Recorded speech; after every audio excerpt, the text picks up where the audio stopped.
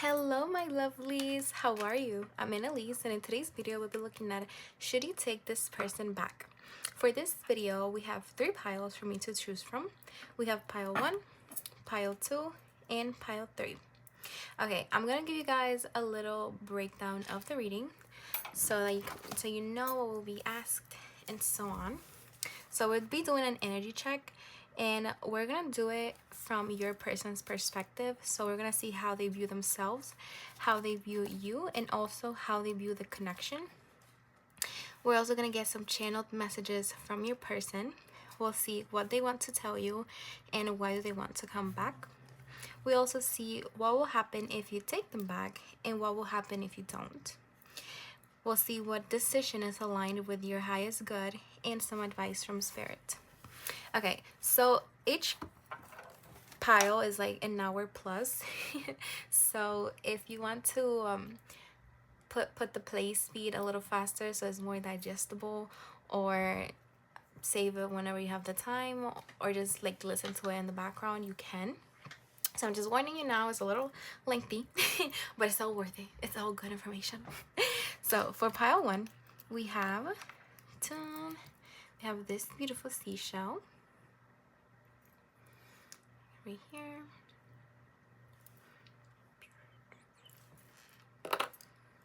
Okay, for pile 2, we have this other beautiful seashell.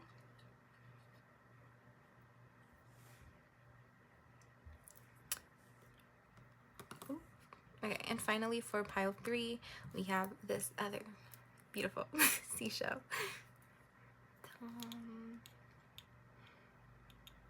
Okay, so choose whichever pile you feel most drawn to. I would recommend to not overthink it and just choose the one that mostly calls out to you. If for whatever reason nothing is like resonating, don't force a reading.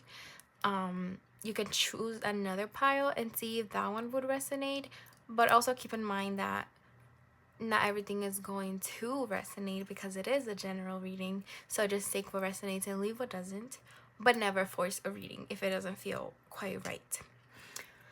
Okay, I'll see you in your pile. If you need more in minutes or like seconds to choose which pile you want, you can pause the video. But if you don't, I'll see you in your pile. Bye. Hello my beautiful pile ones, how are you? If you chose this seashell and the dark wood tarot, then this is your reading. Okay, we're gonna put your tarot to the side for a little bit. I'll put it right there. Oh, that's so cute. I love your seashell, by the way. Don't tell the others. Anyways, I already took out your oracle cards just so we could save some time, since this is going to be a really long video. And since it is going to be a long video, I recommend you fast forward. Well, like the play speed, you can change it if that's more consumable for you, or save it for later when you can actually watch the whole thing, or watch up till whatever point you can and save it for later and finish it later. But yeah, anyways, we're gonna start with your person's energy, and just remember, like I said in the intro, it's gonna be from their perspective. If you want a full breakdown of how the reading is gonna go, there's one in the intro if you haven't seen that. But anyways, your person sees themselves as the sea serpent, the sun, number 66. Then we have the scarred, number 36. Okay. Then for you, your person sees you as the butterfly. So again, remember, it's from their perspective, so maybe for your energy it might not be 100% accurate just because it's through their eyes, but it should resonate, and you should know which, like, if it's your pile or not. Also, if you feel like this is describing you and this is describing your person, that's cool. cross watching, so you're basically watching what they would watch. I mean, you can choose to watch it from your perspective, but I would try another pile. Anyways, and then you have number 30. Oh, and you have number 9 with clarity. And then how they view this connection, we have this healer. We have the healer, number 25, and release, number 61. Okay, to start off, when I was taking out your oracle cards, they just started flying like immediately after I asked the question. So this person is like eager, I guess, to come back. I'm getting that this connection is not okay, give me a second.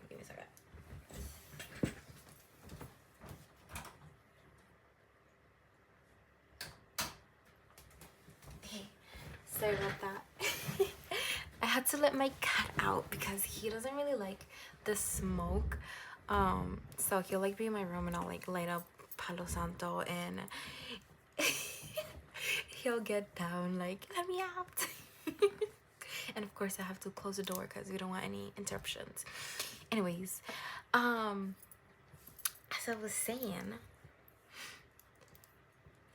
I feel like this connection has come to kind of like a stop, kind of like a limbo phase. I feel like you guys were probably together and I don't know, maybe there has been some argument or something, but you guys don't feel as together anymore. The connection doesn't feel as like close knit as it used to be in the beginning, you could say. So maybe like that's what's going on. You feel like the energy has shifted a little bit. Maybe you guys are like over the honeymoon phase.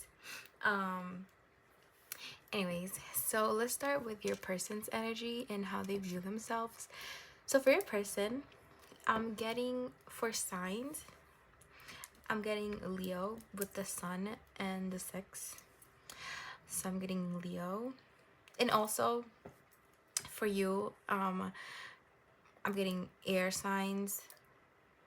So Gemini, Libra, Aquarius, also Sagittarius with the 9. So air signs and fire signs could be significant. Fire signs are Leo, Aries, Sagittarius. Okay, so your person, I feel like they're nurturing. They're very nurturing. They kind of like to step up and kind of like protect the people that they love. Kind of keep them like really close to them so they can protect them and nurture them and make sure that everything's okay. They might be sometimes a little overbearing, maybe because they want to like care and control so much that it could be a little overbearing, like but that's not to say that they're like toxically controlling. Like I don't allow that type of energy into my readings. So yeah, it's like maybe when they were little, they didn't really get to choose a lot of their things. They didn't really have to control over like the clothes that they wore, the things that they did. And maybe like their parent or like guardian used to even control what they played with or how they played things. And maybe their parents and caregivers were overbearingly controlling towards them. So now as they grew up, the way that they try to take control over their life is by trying to control things. Also, they love in a controlling way and like overbearing way because that's how they were shown love. So that's how they love because that's all they kind of know. They kind of realize this about themselves, so they're trying to kind of like step back a little because they don't want to scare people away, because they know they can be a little too much at times. And I think in the past this has come in the way with other friendships or relationships or just connections with this person, and they don't want this to happen again. So they're trying to kind of hold themselves back a little. They're trying not to like overbear the other person as much. And this is like really hard for this person because it goes against everything in their being to let go and go with the flow. Because even if you see this right here, we have all the lines like very like strict and like precise and perfect and like this like that. But it's like out of good. It's nothing like bad or negative. It's not with ill intent. It's with love. Yeah. So yeah, I feel like they try to filter themselves. I don't know if you could tell the sun, like this, I see that as the sun and just like a sun ray. They kind of try to filter themselves because the sun is too much. So we need that like layer from the earth to protect us from the sun's like rays. Sorry, I had a brain fart. I totally forgot like the name of the things. Radiation, yeah, like from the radiation and like how hot it is. So anyways, this person is trying to filter themselves and trying not to overpour or like just do too much. That's what I'm hearing. Just doing too much. They're trying to take it slow, trying to go with the flow, but it's really hard for this person. But they're trying to do that because they care a lot about you, pile one. Okay, they really do care a lot about you, but they're kind of afraid of themselves. They at times they could be distant just because they don't want to be so much to the point to breaking you. Because if you know, the butterfly is like a fragile insect, a beautiful but fragile insect that a serpent could easily you know what I mean, it could easily eat it or something. I mean, it's a sea serpent. It's probably not gonna be up in the air eating a butterfly, but oh yeah. So there's also water signs here. This person could have like a water Venus, water Mars. I'm like seeing like Scorpio Venus, Scorpio Mars with probably like a Leo sun.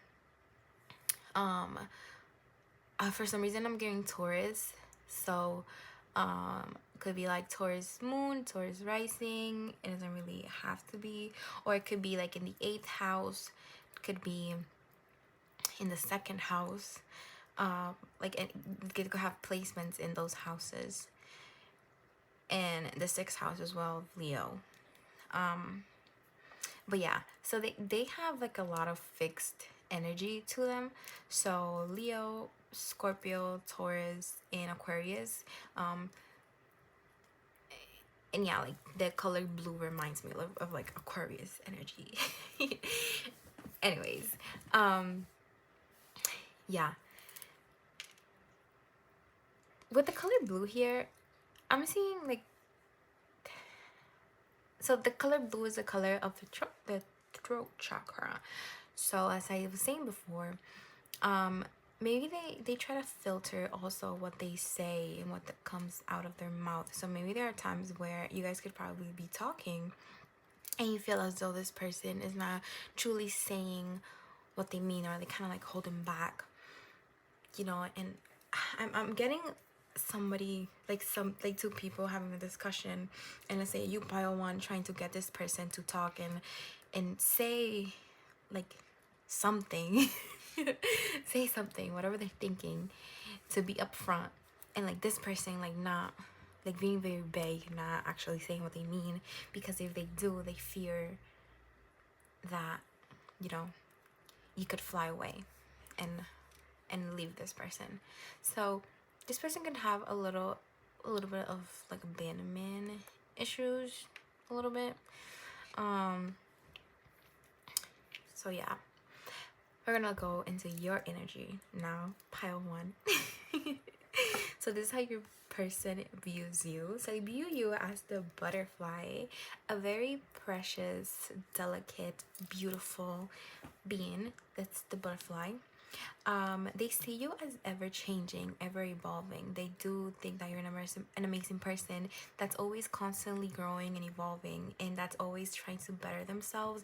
And they really admire that about you. They really admire how easily you can kind of just transform and let go of, well, not and just snap of a finger, but you definitely do the work for it, and it pays off.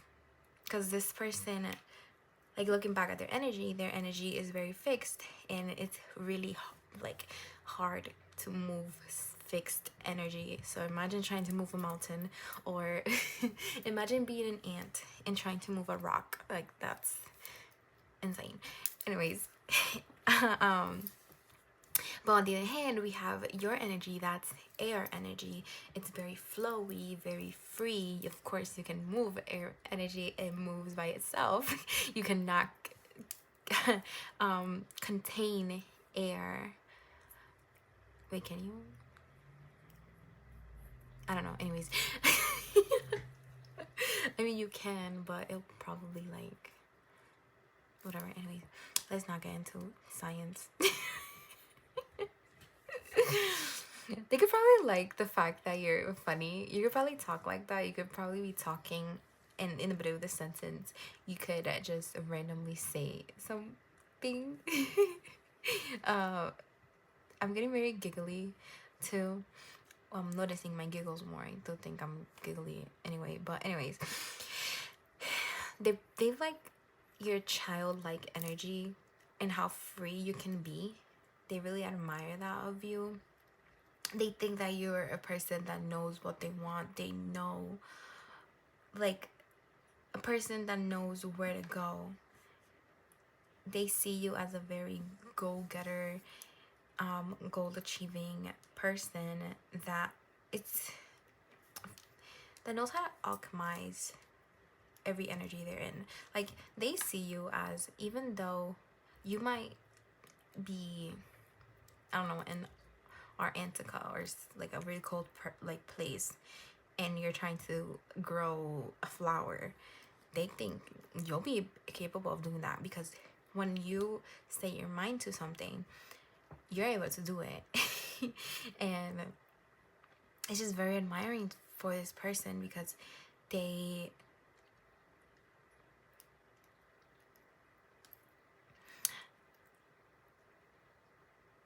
struggled their whole lives to change, and at times they feel like they haven't accomplished anything. They think that they're always gonna be the same person, because they've tried to change, but they still haven't. But I disagree with them, because just the fact that they are self-aware of their actions and their like shortcomings, that's like a very good step. Anyways, they do think you're very passionate. They do love your body, pile one.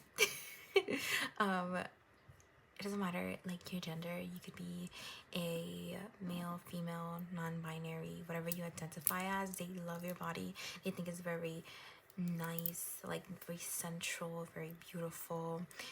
You may have curves to your body. They like that, especially like the chest area. They really like that. Your waist, they love it. They also like your fashion, like your fashion sense. Like the way you express yourself, the way you dress. They love that. They love how free you are, and just how like like idea of you are like you don't really care what people think, or at least they look at you as not caring what people think. Yeah, like they see you as somebody who's very sure of themselves, who knows who they are, and that doesn't need anybody to tell them what they are, who they are, and what they need to be, because you'll do what you want to do whenever you want to do, and that's on period. Yeah. Anyways, with the geo, is it a geo? Is that what it's called? I don't know. I think so. Yeah, it's like a crystal that's like I don't know. Anyways, but you could be spiritual. They could see you as very spiritual. I mean, air is very spiritual, as well as fire, because we have like with this like passion, fire, and also Sagittarius energy. They could see you like a very spiritual person, and again, they admire how like, yeah, how you don't really care about what people think, and like you'll believe whatever you want to believe, and how unapologetic you are, and how you're able to passionately believe something, and doesn't matter what anybody thinks. But yeah,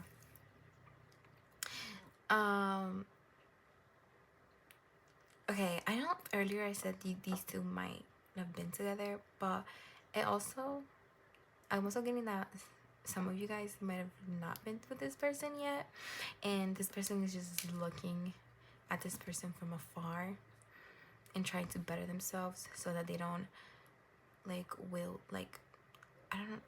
wilt the flower.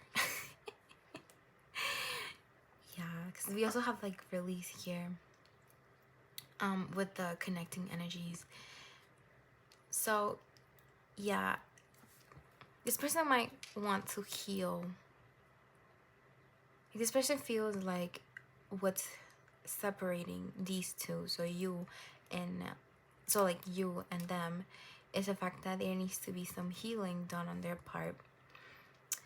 They kind of put you in a pedestal, pile one. They think that like they're the only one that needs healing, like you're kind of like perfect and like you could be ready to go anytime you want. But I do feel like it's a very like I don't know, because everybody has shadows, and I think, yeah, anyways, yeah, they think that this connection is very evolving. They might be a little scared of it a little bit. Or like at the beginning they might have been a little scared, a little put off, because of how much you make them feel, pile one. Like they feel so much passion. Okay, we have like so much passion. Like they have never felt like that before. But like they have, I guess, I don't know how to explain it. Like they are a passionate person that, you know, cares about others, and yeah, but they've never met somebody who they're willing to do anything for, and they feel like they're willing to do anything for you, pile one. Yeah, like they never met somebody who has gotten such a chokehold on them. As I say. Besides the point. Yeah, like, yeah. And even though this person might not know it, they're very spiritual too. Like they have a really good intuition. They just don't know it's their intuition, or that that they have an intuition. But they do have a really good intuition, because this is not an element card. This is a spirit card. And of course, spirit has intuition. It has that spiritual essence to it. And even with the eye here, we have like an all-seeing eye. I kind of see that as an all-seeing eye, the third eye. So yeah. And then we have another eye here, if I'm not mistaken. Yeah, I think that's an eye. Yeah, little cat eye. So cute. But yeah. They think with you, they can flourish and just kind of achieve anything. Going back to like the connecting energies. They see this relationship as like a freeing connection. Okay, like this connection to them is just like a breath of fresh air. It's just nothing like they've never experienced before. I feel like they're very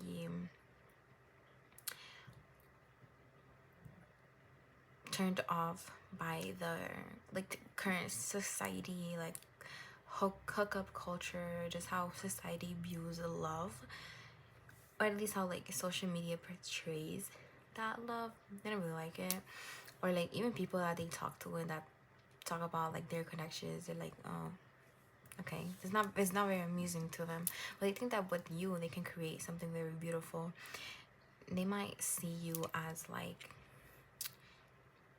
wifey, husband material, non-binary, married material. Yeah, so they I think before they wouldn't see like the idea of marriage didn't really like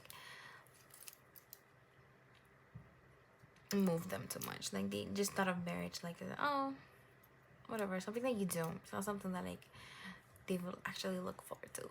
But now that they've met you, they're like, yeah, like that's mine. I need to put a ring on it. I need to secure that down. I gotta let the whole world know pile 1 is my person and nobody can take them, period. But yeah, that's really beautiful. Anyways, we're gonna look at some of the channeled messages, and I am going to do this with the tarot. I'm gonna take some tarot out on top of these cards, just so we can have like the energy still there. So we're first gonna look at what they want to tell you, and what do they want, like why do they want to come back.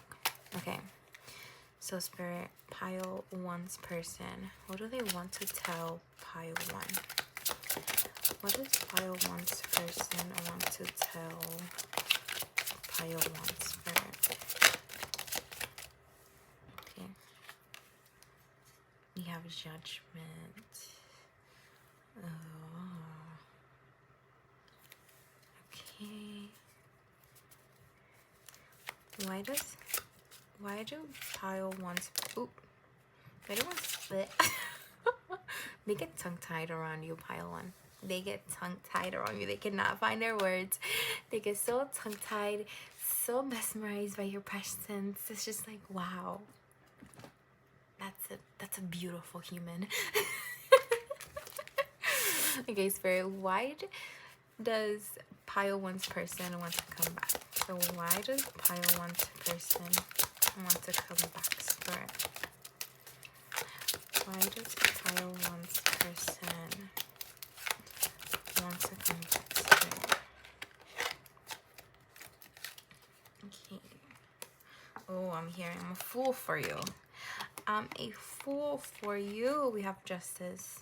I'm gonna put it like this, even though it's in reverse, just so I can see it, because I think like these tarot cards are so tiny.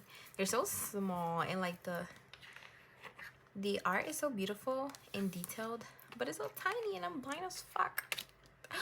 Should have not said that. I'm blind AF. Oh. Okay.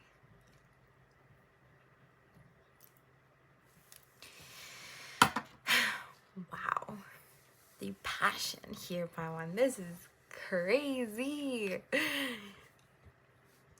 It's in moments like this that I wish I did extended readings. I'm really considering getting extended readings because I would love to do like a 18 plus reading and just like get on the green bits and everything, because I'm definitely getting 18 plus messages and we can't really, you know, YouTube or whatever guidelines or whatever. Okay. They get very like cheesy and like flushed when they're with you.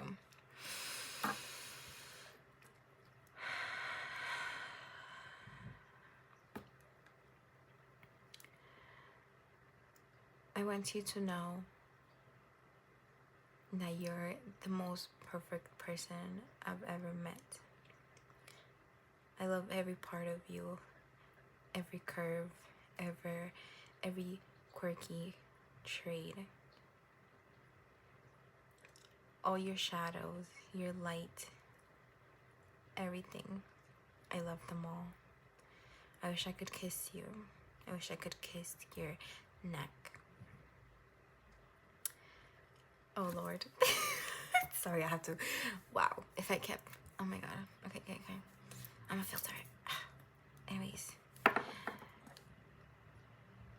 I would die and come back to life for you.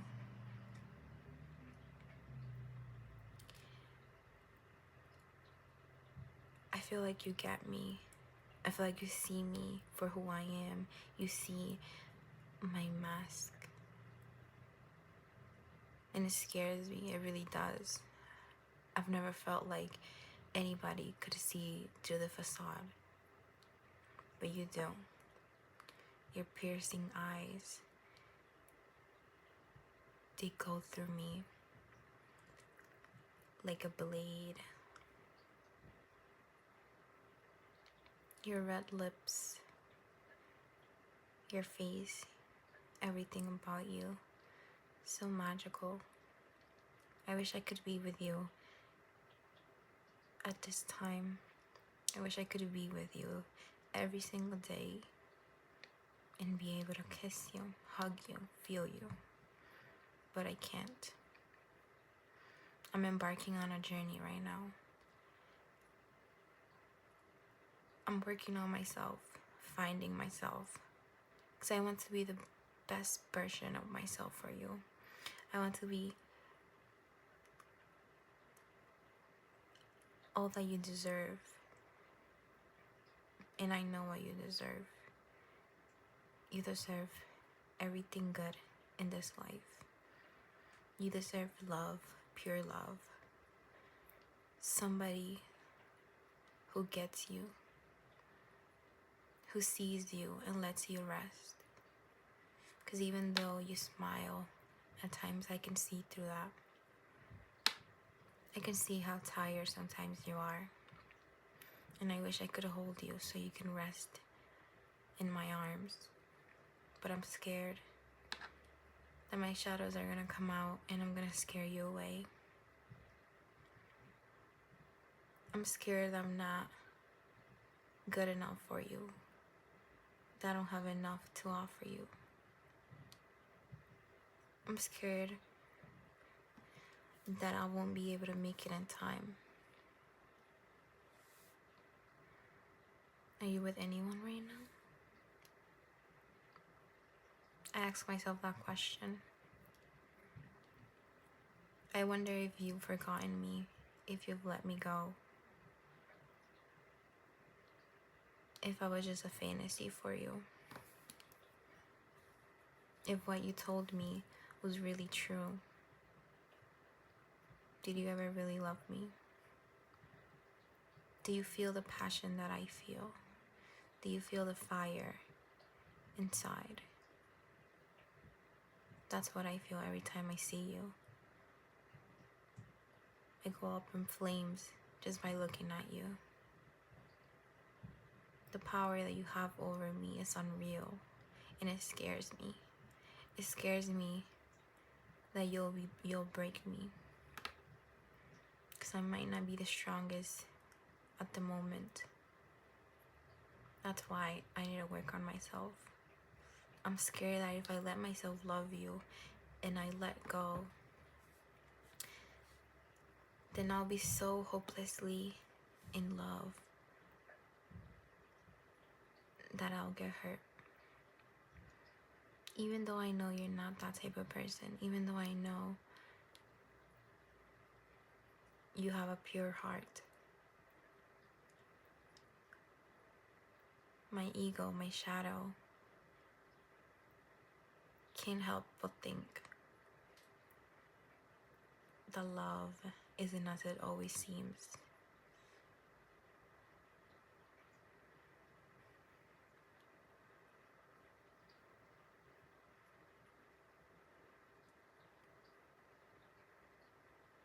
I want to break free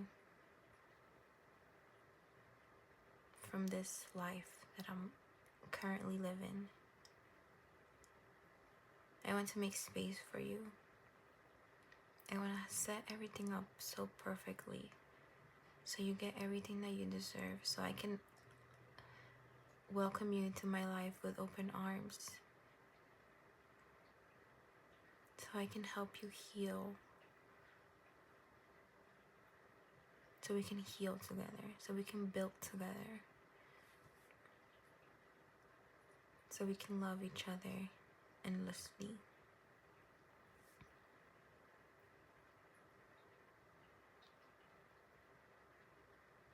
Wow, that was intense.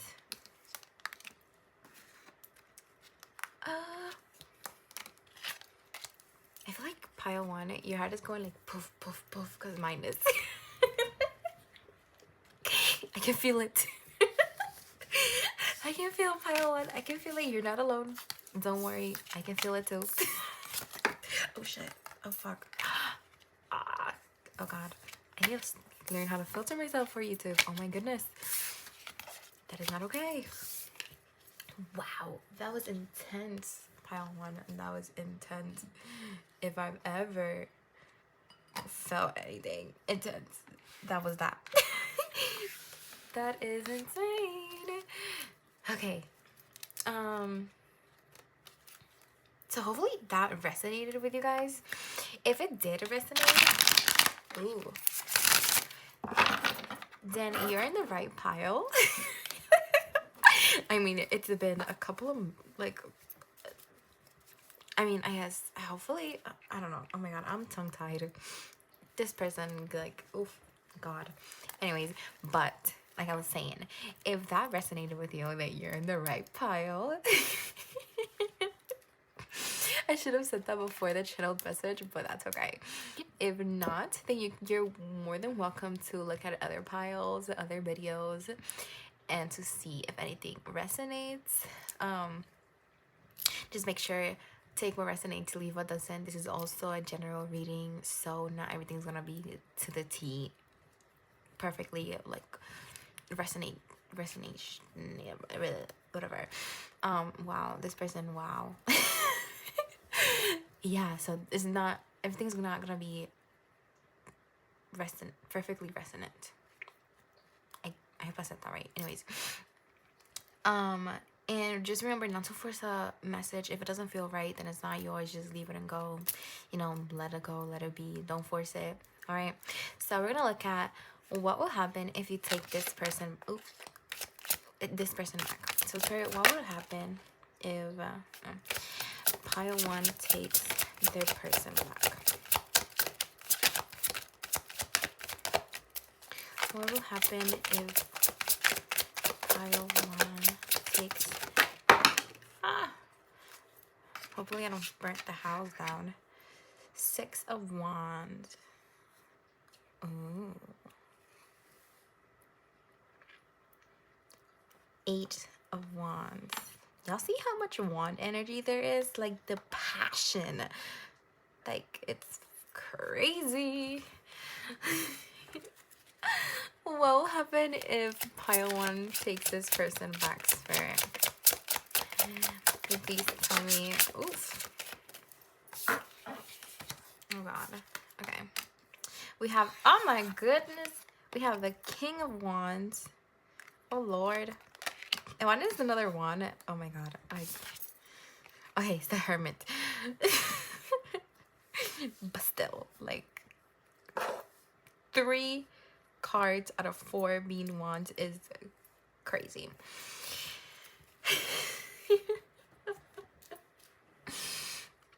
Okay, so if you can't tell already by the amount of wands there is, it'll be a very passionate connection.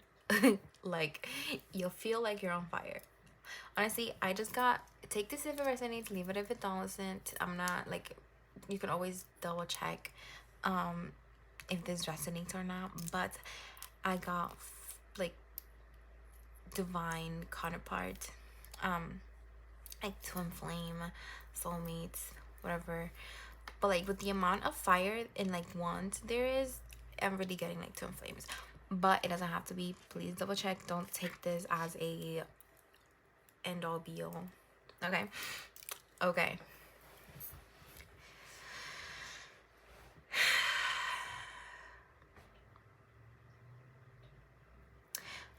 All right. So pile 1, if you take this person back, just know that you're gonna embark in a journey of self-discovery. Like, this person is gonna change a lot of things in your life, and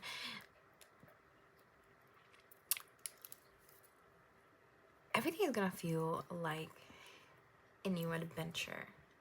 Okay, because you could see this as like the Hermit as like somebody going into a cave and like discovering new things. So it's gonna be a very transformative connection.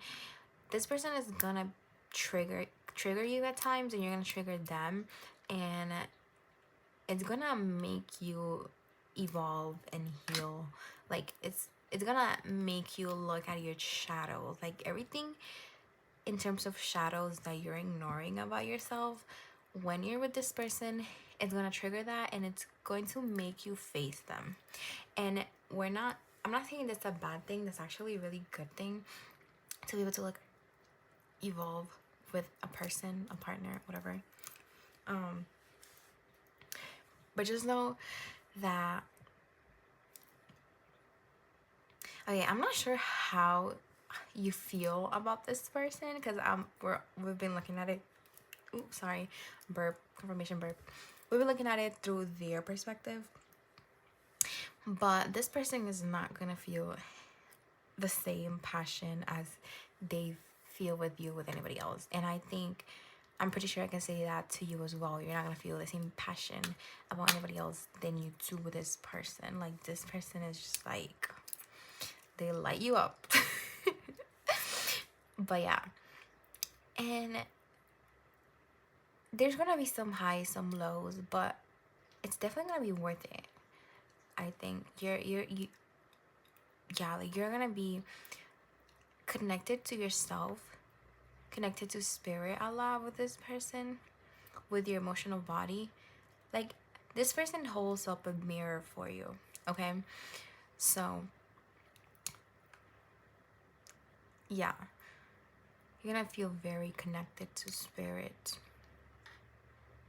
And I think this connection is gonna evolve like tremendously. Yeah, that, you know what I mean. Was, I know you know what I mean. Anyways,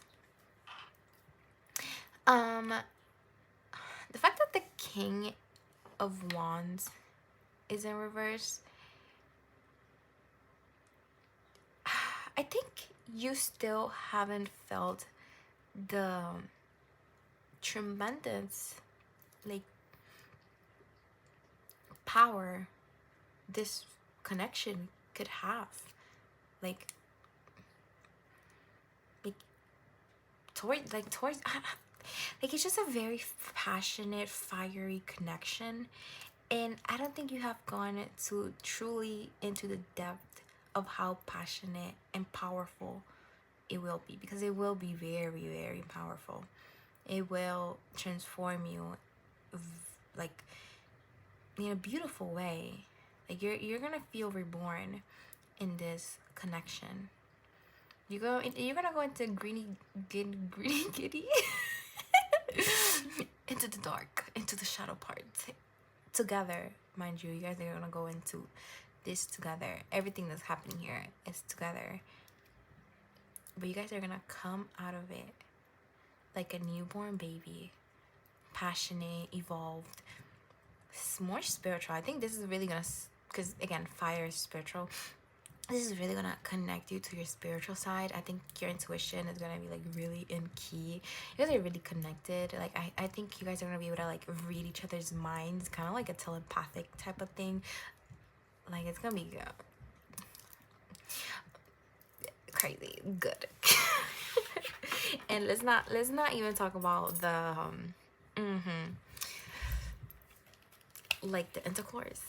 This can I even say that on YouTube? I don't even know. But when you guys are down, you guys are doing it. It's going to be crazy, like fireworks crazy. Okay, Spirit, what will happen if pile 1 doesn't take this person back? What will happen if pile 1 doesn't take this person back, Spirit? If they don't take this person back.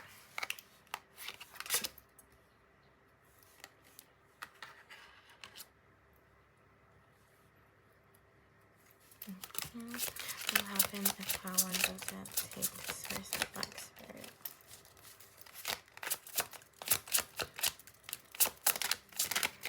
And the messages are already coming. Spirit, what will happen if pile 1 doesn't take this person back?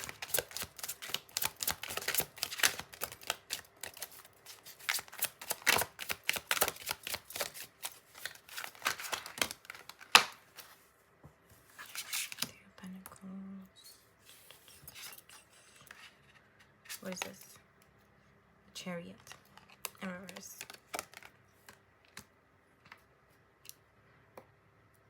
Okay. This connection is very... And we have the King of Cups in reverse. That just told me everything I gotta know. Okay.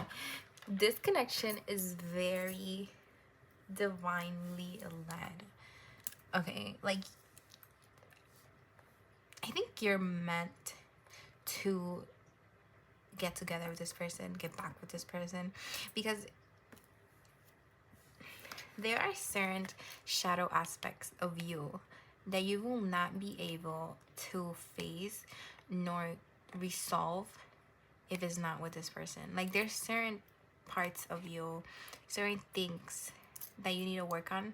Like not work on, but that you will work on and like evolve with this person, that there's no other way for you to resolve them and get past them. What I'm seeing is that you're not gonna evolve as much, because this is like a kind of like a stepping stone into your like the connection is kind of like a stepping stone into your highest self, like highest potential. Not to say that you have to take this person back, you know, you'll still see the light of day, but I think it is essential for your growth. But again, we have free will.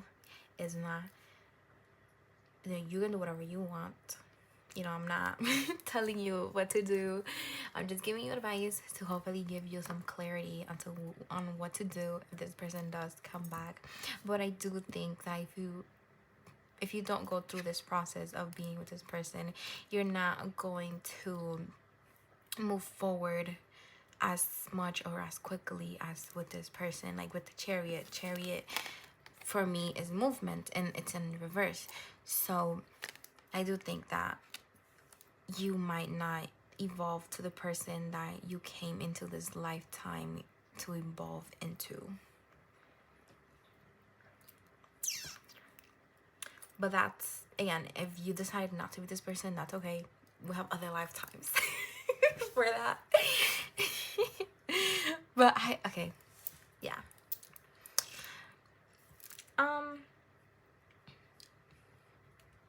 Yeah.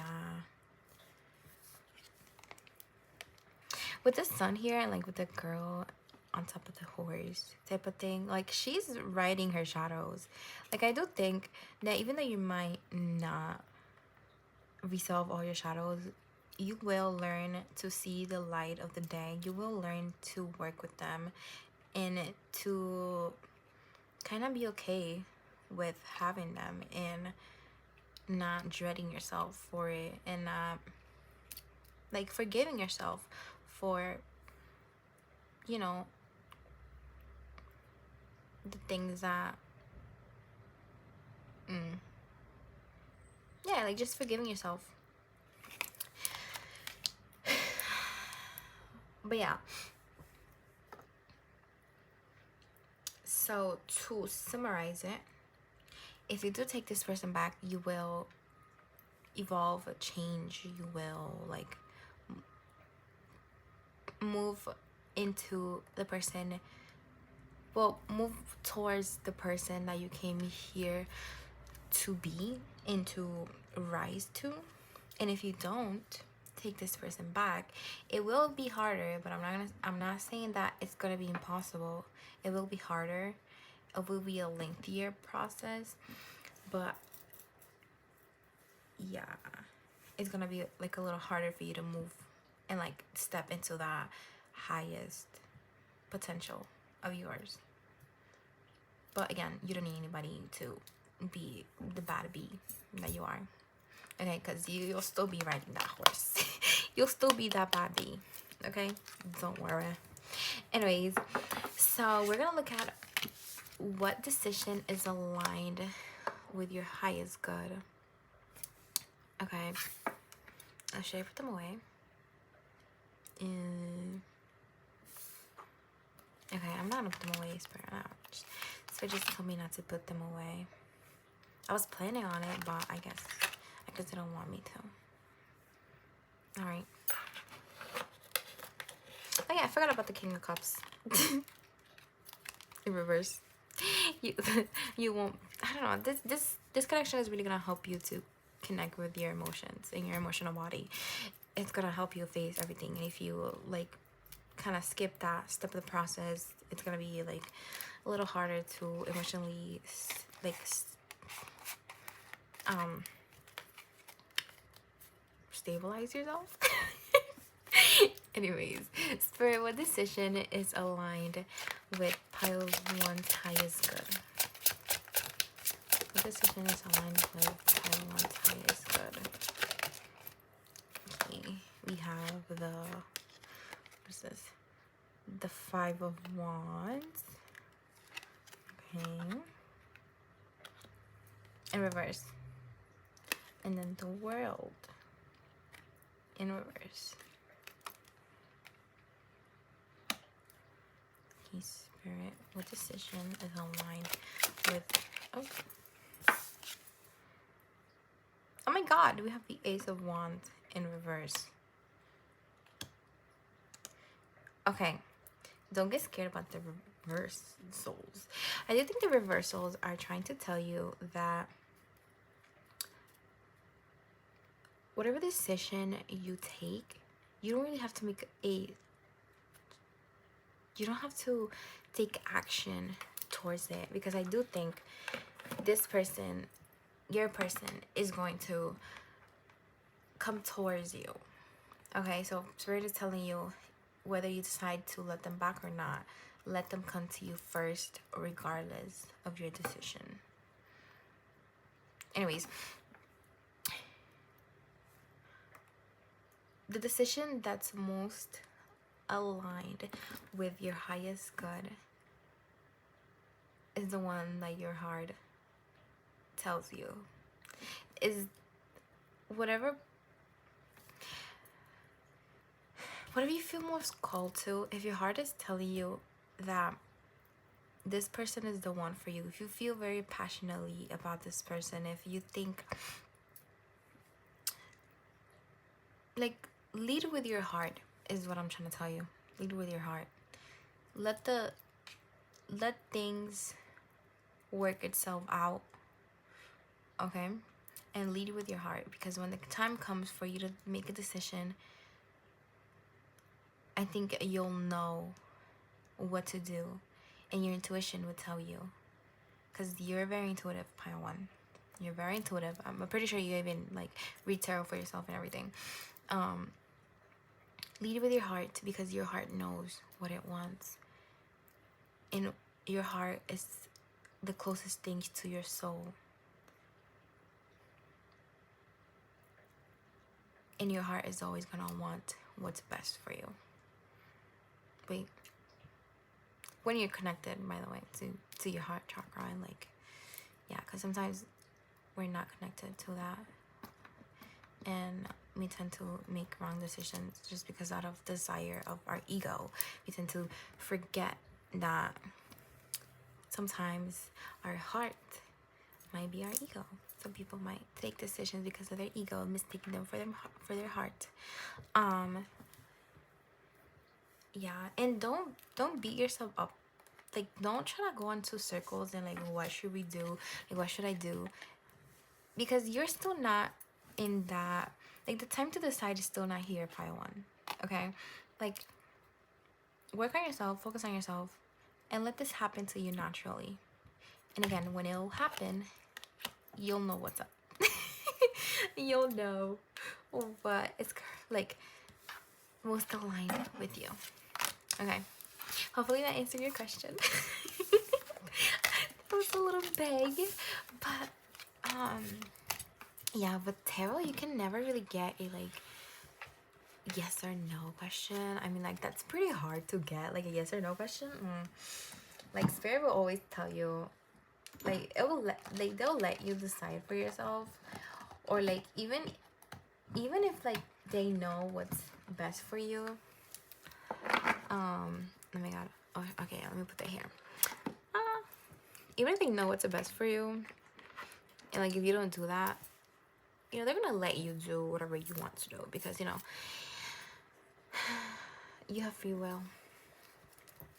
And we're gonna get into advice from Spirit. Okay. All right, let me shuffle this a little bit. I've already shuffled them all, but they're so big I can barely shuffle them. Okay, yeah, that's as good as gonna get. They're humongous. Lord, like, please, like, oh my god, look at the comparison of a really tiny like tarot card and just like this humongous oracle. Anyways, let's look at advice from Spirit. Spirit, what advice do you have for Pile 1? Oh my god, you see how that turns around? Period. Anyways, we have Sky Storm Moon, card number 53. Okay, Spirit, what advice do you have for pile number 1? I almost said pile number 3. If you feel called to that, you can check out pile number 3. I haven't recorded pile number 3, so I don't really know what it says. But pile number 3 just came into my head for a little bit. So we have Cashapp, I think it was called. Your guidance is divinely guided. Okay. The Great Gathering. It's all coming together. Intuitive hit. Soul tribe. Y'all see what I mean? That intuition. It becoming, you know, we're doing this thing. So trust it. Anyways, Spirit, what's some advice for pile number 1? Again, I was about to say pile number 3. So some advice from pile here. We have confidence is key to success. New moon in Leo. Oh, Leo energy coming out again. We have you are good enough, full moon in Virgo, and nothing is yet set in stone, mutable moon. Always, nothing is ever set in stone. So you might be asking, what I'm getting right now is that you might be asking questions about the future, but what you're failing to recognize is that the future relies on your decisions, is what I'm getting. That's what Spirit's telling me. And it could be general, it could be about this connection, could be in general, but maybe you're, like, for example, you could be asking about how this person is gonna come towards you, or when. And Spirit is telling you, like, nothing yet is set in stone. Like, there's things that you can do to speed up or slow down the process, and the things that they can do to speed up and slow the process. So yeah, so I'm gonna look at this card. I gotta look for it. This book is like really big, so if I don't find it in like a timely manner, then I'll cut it until I find it, so you guys don't have to suffer.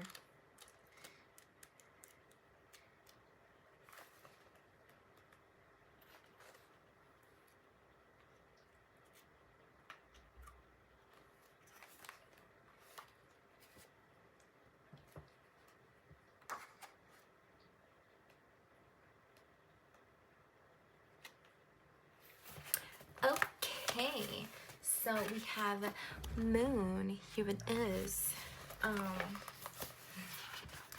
So I would put it here, but I can't read that far away. So it says here. Oh, by the way, this is page number 69, just in case that's relevant. There is chaos on the horizon. Be calm in the eye of the storm. There is nothing you can do to avoid the difficulty that lies ahead.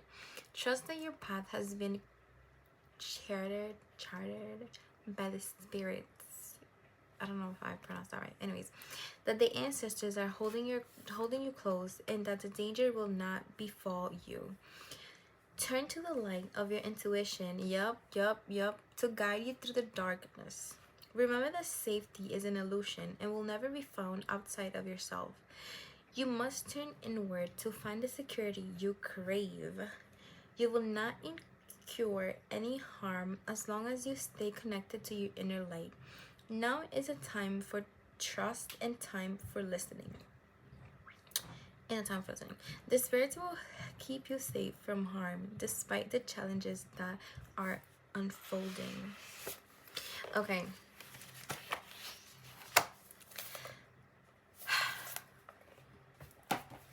You might be going through like a dark night of the soul. I feel like people get scared when we say that, but it's not that. It's just like finding yourself, low-key, and or like a spiritual awakening. Yeah, a spiritual awakening. Yeah, and I personally think that a spiritual awakening evolves like a dark night of the soul. It kind of goes hand in hand. It doesn't have to be, but you know, it kind of does, because you know, as you learn things, your ego is like hurt and it's like wounded, and it's trying to like shield itself. So this new information that you're learning, and this new insightfulness, and like this, like everything, it's just like making your ego like, oh my god, I can't believe I'm not the person I thought I was. I can't believe it's not how I thought it would work. Oh my god.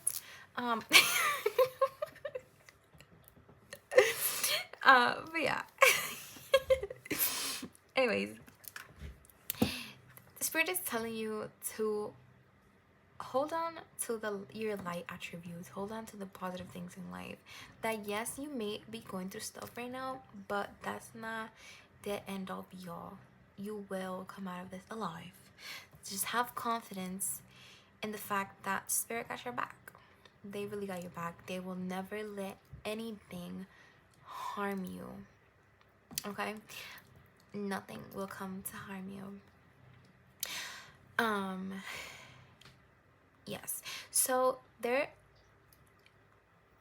it's you're like so divinely led that even though you are in the dark night of the soul, and you're going through a rough time, it is like spirit is kind of like made you go through it, because I mean we have to go through dark stuff to evolve. We have to look at our shadow sides to evolve, you know, because there cannot be a light without shadows. You know what I'm saying? Yeah.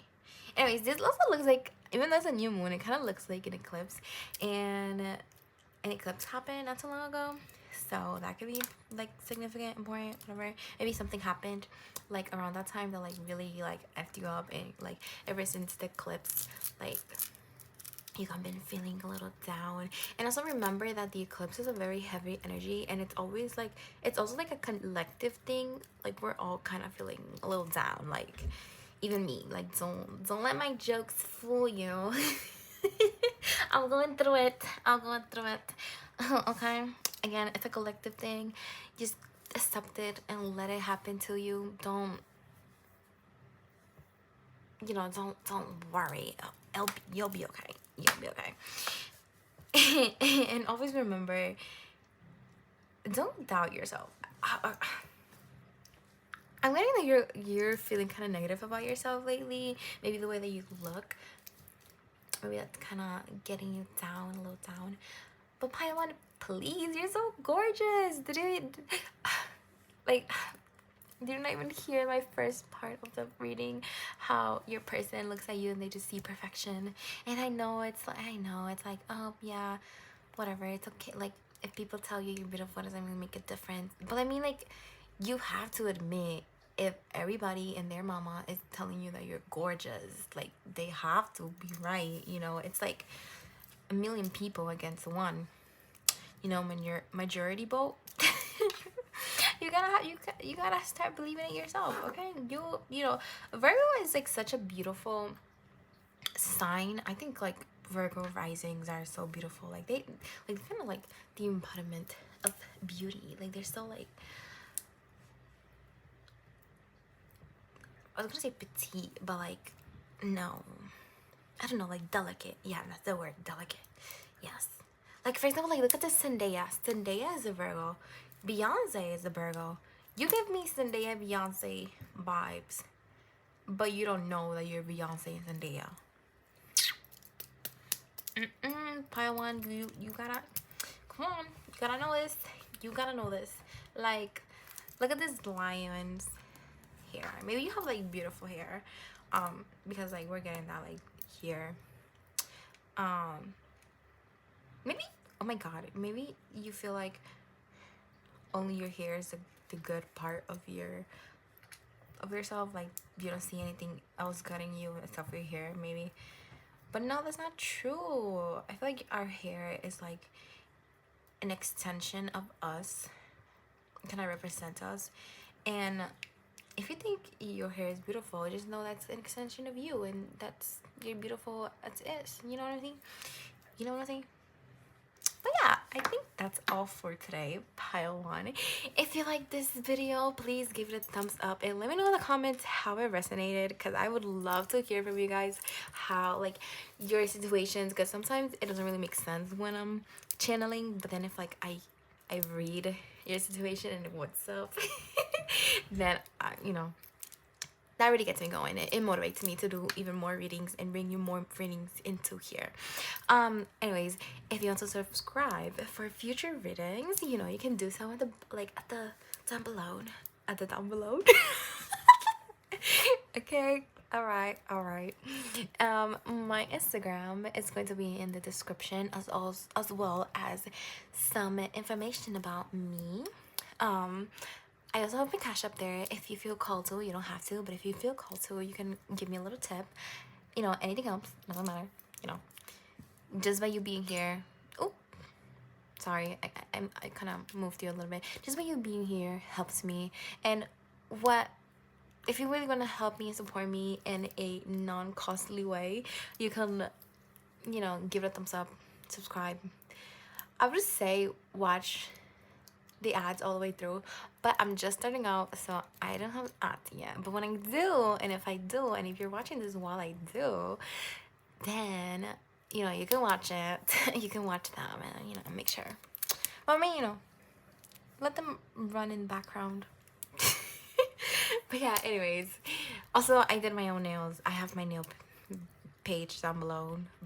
Oh my god. Bye Pile One. I love you. Take care. Hello, my beautiful Pile Twos. How are you? So, if you chose this beautiful seashell, let me let you admire it for a little bit, because this is so pretty. I love it. So like a interesting, very like, I don't know. It's natural, by the way. So yeah, it's natural. Anyways, I'm gonna put it right here. I was gonna say, I finished recording pile number 1 and I like went to eat something, and I've been like procrastinating doing your reading low-key a little bit. So maybe you guys have been procrastinating doing something. If you have, you know, extra confirmation. Okay, and if you chose this neoteric thing, feminine tarot, what? I don't even know. Yeah, yeah, you know, I'm not even gonna cut that out. I'm gonna just continue with the reading. So maybe you guys have been feeling a little like out of place, not really know what to do, what to say, or yeah, just like a little wacky, a little funky funk. But anyways, I have your wow, oracle. I have your oracle picked out.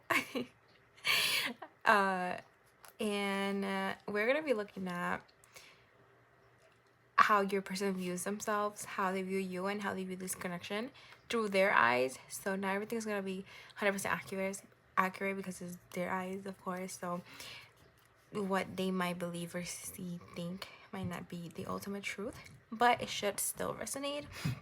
So you should still know if it's your pile or not. And if you don't think it's your pile, you can choose another pile and see if it's you can find a message there. And yeah, if you want a more detailed breakdown of the reading, there's one in the intro. All right, so your person sees themselves as the dragon. Okay. All right. And then we have card number 10, adventure. Then we have card number 21. Oh, it's such a pretty card. Love it. All right. And then how your person views you. We have the hummingbird. Oh, it's cute. Anyways, and then we have card number 7, nourish.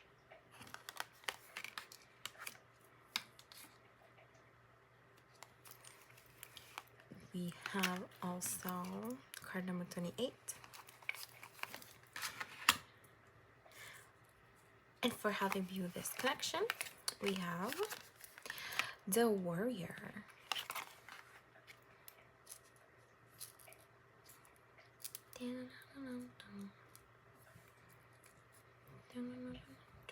You guys might have like songs stuck in your head all the time. You might not be good at concentration most of the time. Or something like that. I don't know.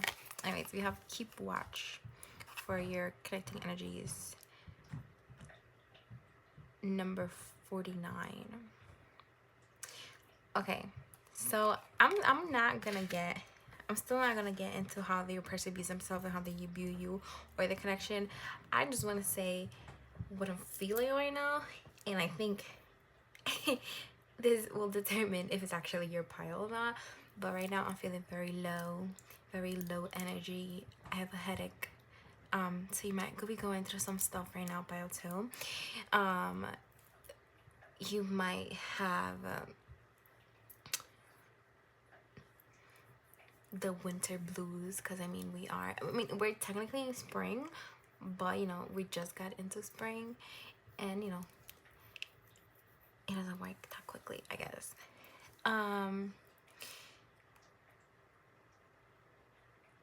Yeah, like you guys may feel very sad. You probably, you feel like, I feel like you guys don't want to talk about a lot of things. Like you'd rather stay quiet and just go through whatever you're going through and just let it pass. You really don't wanna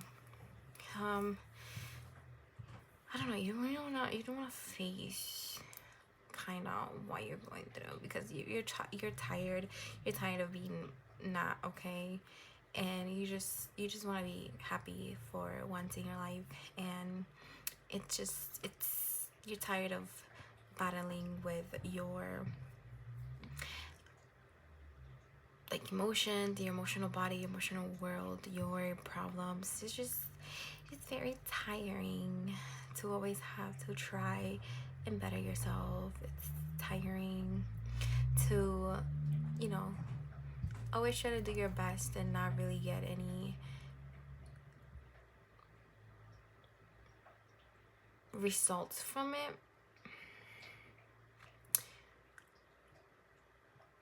Also, I forgot what I was gonna say. But anyways, I've been looking at my lavender bunch I have here. I have some lavender. So lavender might help you. I have some little lavender. I have more over there, but I'll show you, because I think you'll benefit from having lavender around. Lavender is such a lovely, look at it. Smell it. Can you smell it? There you go. And then I have a little flower here. And yeah, again, you might be getting distracted a lot, or you might get distracted just in general. Okay, but I'm sending you love and light, pile number 2. Just know that you're not always gonna be like this, and I want to advise you. I mean, you know, you don't have to take my advice, but you know, if you want help, because I feel like it's hard for you to ask for help, and it's hard for you to accept help.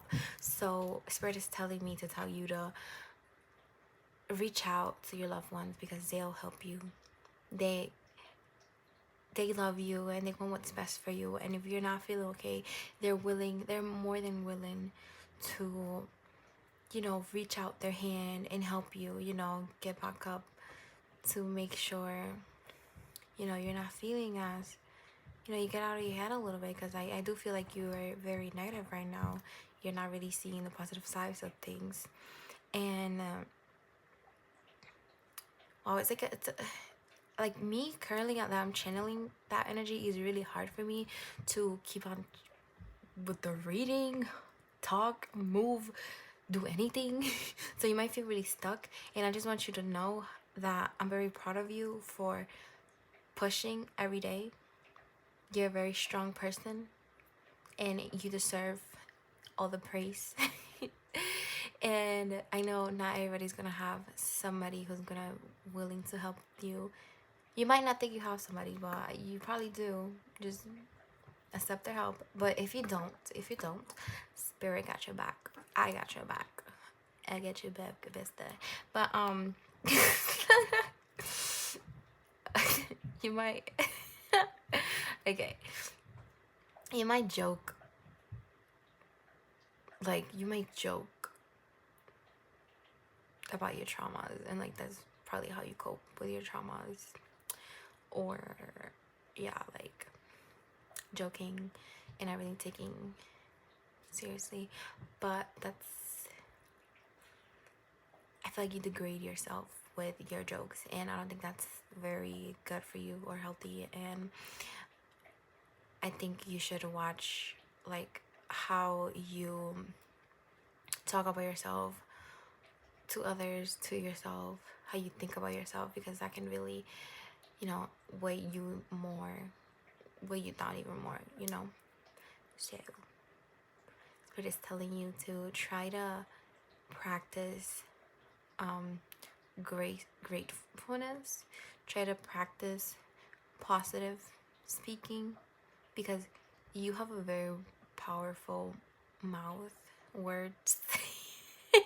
Anyways, you're a very good manifester, Pile, too. Even though you might not know it, even though like you might not see it, might not realize it, you are a very good manifester. Everything that you speak, you can speak it into existence very easily. And just notice the patterns around the negative things that are happening in your life, or the things that you feel that are happening in your inner world, and how you talk about your life, yourself, your situations. Okay, I'm getting like trigger warning, but I'm gonna put up trigger warning because this is very like heavy stuff, but I'm getting like somebody who like degrades themselves a lot. And I'm not sure if this is your energy, pile number 2, or if it's your person, but this is what I'm getting from one of you guys. And I'm like 90%, well, it could well, for some of you this could be energy, for some of you this could be, for others of you this could be your person. But anyways, again, trigger warning. I'm getting somebody who degrades themselves verbally.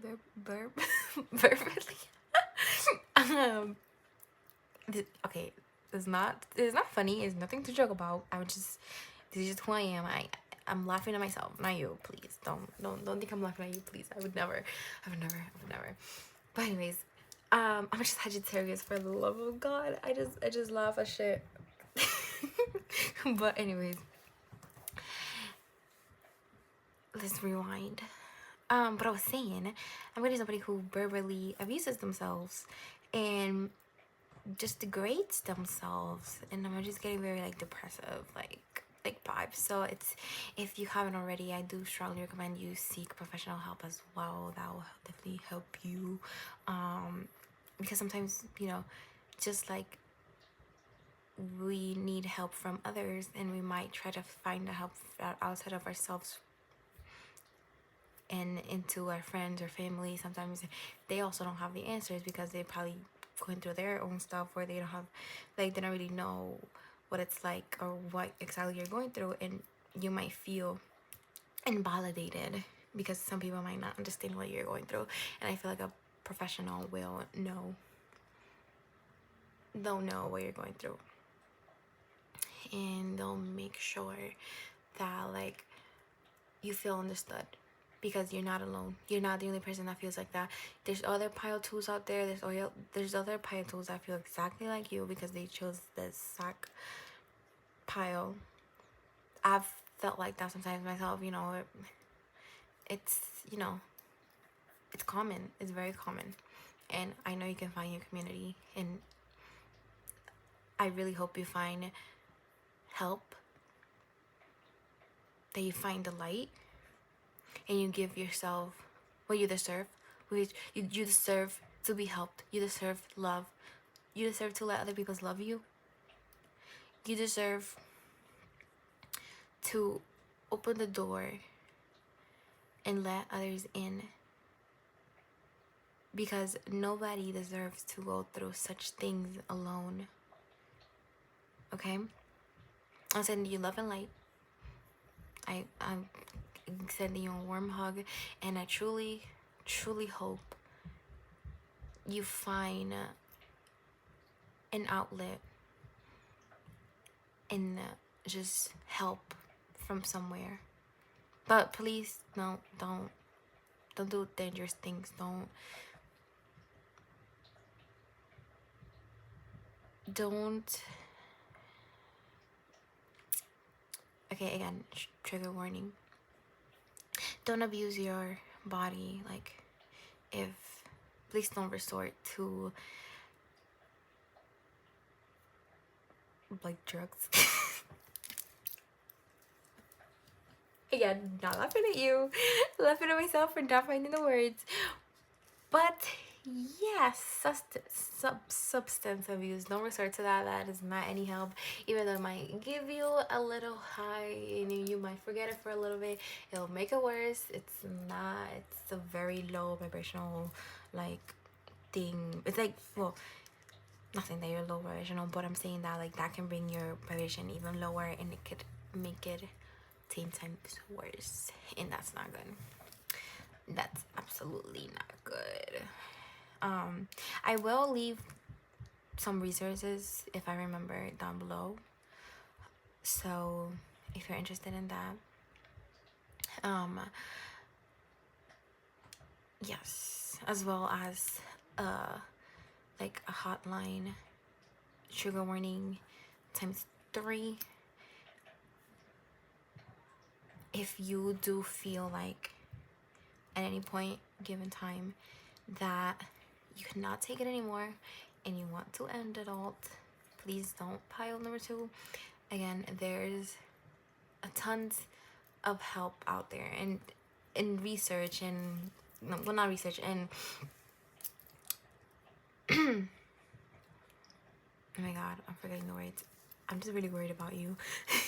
But there's a lot of information out there, okay? And there's a lot of hotlines, things that you can, like, people you can talk to online therapists, people that do therapy for free, you know what I mean? Even if you're not financially stable enough to have to like get a therapist or something, I'm pretty sure there's some resources out there that will help you and find that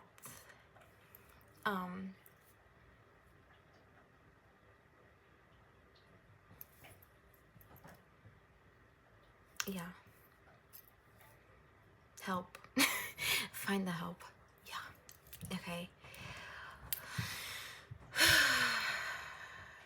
Okay, I do think I need some more. I'm gonna light up the post sounds a little more, you know. And I recommend like getting a Palo Santo if you don't have some already. Like, relieve all that negative energy, you know, go outside, ground yourself. It really helps. I'm gonna cleanse you as well. I'm giving you a little virtual cleanse. Hopefully it lifts you up a little bit. Hopefully this reading lifts you up a little bit. I'm gonna do my best. I'm gonna do my best, part number 2, to make you happy, to make you smile, because we're here for that. Anyways, also for that water, for the heart. A little for the water for the heart, you know.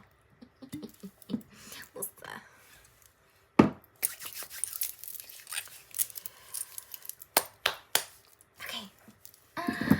All right. Now, let's get into your reading. Okay. Again, this side is your person, just in case you forgot, after the little rant that we had. Well, not a rant, but a very important talk that we had. This is your person side, and this is your side. This is the connecting energies. Okay. One thing I will say, if you find that I'm describing you when I'm talking about your person, and I'm describing your person when I'm talking about you, then that is called cross watching. And that, what that means is that you will just view it from like your perspective. Basically, you're like basically watching a reading that they would watch, I guess, you know. And I mean, you can watch all the way through if you want to. I recommend watching something else. I'm watching another pile if you want to find the right point of view. But yes, let's get into it. So for your person, sorry, confirmation verb.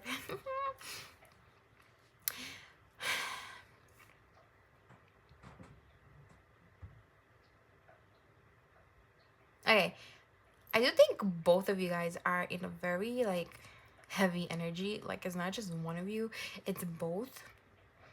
Like, for example, the dragon has the eye here, like very involved. Like, your person is finding themselves. They don't really know who they are. They're trying to see, like embarking on a journey of self-discovery. And I totally forgot what this card said, because, you know, because we were talking. So I'm gonna look at the guidebook and I'm gonna read it with you guys, because I forgot what it said. So card number 21. What's 9 plus 10? If you got it, you got it. Let's go blind. Okay, so you're opening to the vast knowledge and information obtained through previous lives to help you on your path in this life. The knowledge coming to you now will help you in understanding who you are, who you have been, and who you are becoming. Seeing your connection to those people who are in your life today is helping you to understand the important roles we play in each other's lives. This is a time to fulfill soul agreement and releasing old karma. Okay, I will put this to the side because I'm gonna read yours, but for now we're gonna focus on your person. So yeah, so your person is finding themselves. They're trying to look for who they are, who they feel like they are, because they just don't think that who they are currently resonates with their soul. I think this person has had their life picked out since childhood. Their parents, guardians might have not giving them a lot of choice in their life manners. Like, for example, let's say if they want to choose a major that's in art or psychology, their parents are like, no, that's not good, you're not gonna get enough money, you should do mathematics, or, well, economics, or be a lawyer, or a doctor. Be a doctor or a nurse. You can't choose what you want. Yeah. Anyways, so they're like really trying to find what resonates with them and their soul, and trying to decide or to figure out if the things that they thought they liked or they thought were them are actually them, or actually things that were bestowed onto them. And I do see them trying new hobbies out, new things out, new places, doing new, like, different activities, just trying everything to desperately find that fulfillment. But I will say, I don't think, like, the fulfillment that they're looking for is self-love. They think they have to change to find the fulfillment, which is the love that they are currently lacking. And it's, yeah, like, they will not find it in a hobby. They have to look within, and that's why they're like failing to realize that what they're looking for is actually within themselves, not outside. It doesn't really, like, it doesn't really matter what major they are, like, they're in. It doesn't really matter what hobbies they have or what things they do in their pastime. What matters is how they feel inside, or how they feel about how they feel inside. How they view themselves in the inside. You know what I mean? Because you could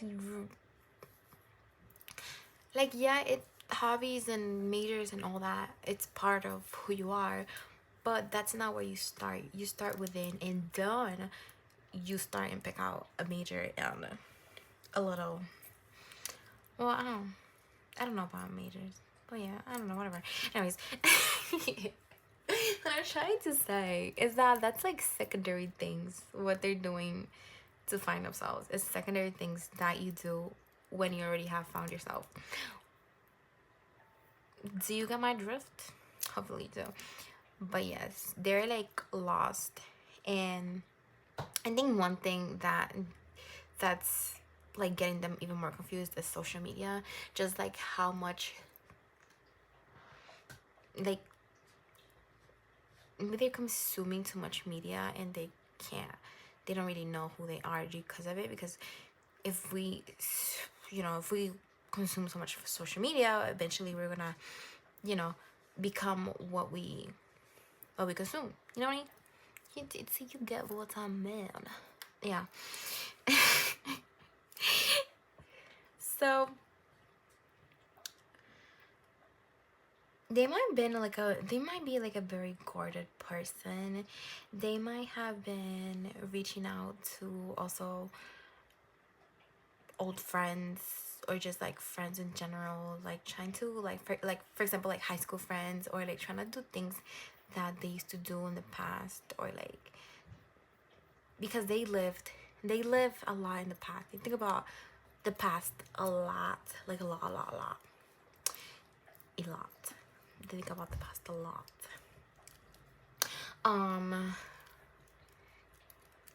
Yeah, like they're constantly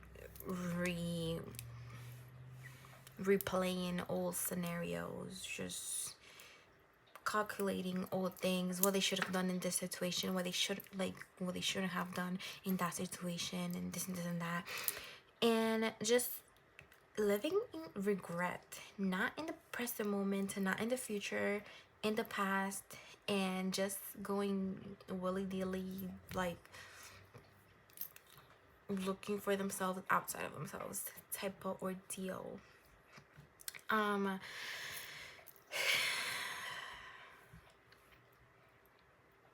it's because rawness, vulnerability, and just that like raw emotions just scare this person. It like your person, like that scares them. Just like emotions, vulnerability, like admitting, well, not admitting, oh yeah, like admitting they have emotions. Like they're not a robot, that they're not made of steel. That's like uncomfortable for them. Like if you cry in front of this person is gonna feel very uncomfortable, is not know what is they're not gonna know what to do with themselves. It's gonna be like, so what I do now? Like, you know what I mean? They're not gonna know what to do. And I think it's because when they were younger, their parents might have not comforted them when they were crying, or they would tell them like, oh, why are you crying? You don't have no reason to cry, or something like that. Or yeah, they weren't around a lot of very emotionally available people. I think their parents were emotionally unavailable to them, and that caused them to like be uncomfortable in the presence of emotions, because they're not used to that at all. Not at all. They're not used to that at all. And sometimes like they might cry, and they might like I have like this image in my head of like somebody crying, and just like it's like looking at their, you know, putting their hands on their face and looking at their tears, and like, oh my god, what are these? I don't understand. Anyways, again, I'm not trying to make fun of your person. Please don't mistake my laughter for making fun of.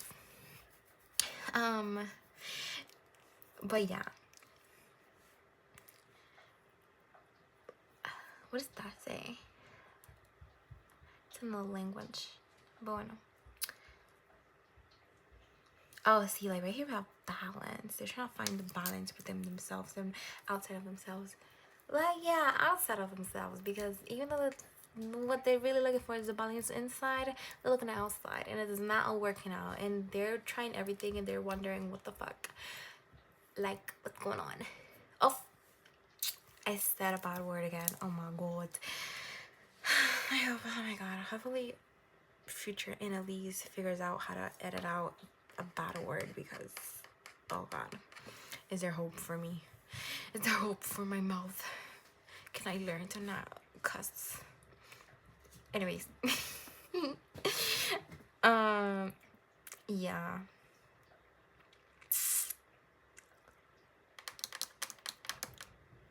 The negative energy might be your person. Well, not negative. Let me rewind that. The heavy energy, you might have been your person. I don't know. I'm getting like 50-50. Like 50%. Like 50% of you guys person is gonna be the person that's like going through stuff, and the other 50 is gonna be you. But again, both of you guys are going through stuff. Just one of you guys is like going through it though, for real, for real. Like really, really heavy. Really heavy. S-I-E-T. Well, what? S-H-I-T. Oh Lord. Okay. So on the other hand, we have your energy and how they view you. So they view you as a hummingbird. And oh, I forgot the element, the zodiac signs. Oh my god, I forgot about that. Okay, so we have number 7. This is Libra energy. Okay, so balance, we have balance here. So again, Libra. We have air energy, so Gemini, Libra, again Aquarius. So Libra can be really important, really important. This also gives me like Cancer vibes. We also have the 4, which is the like Cancer, 9 with Gemini. Well, not Gemini, oh my god, Sagittarius. They're sisters, but they're not the same. And then we have 10. 10 is Capricorn. We have Capricorn energy, so Capricorn will be significant.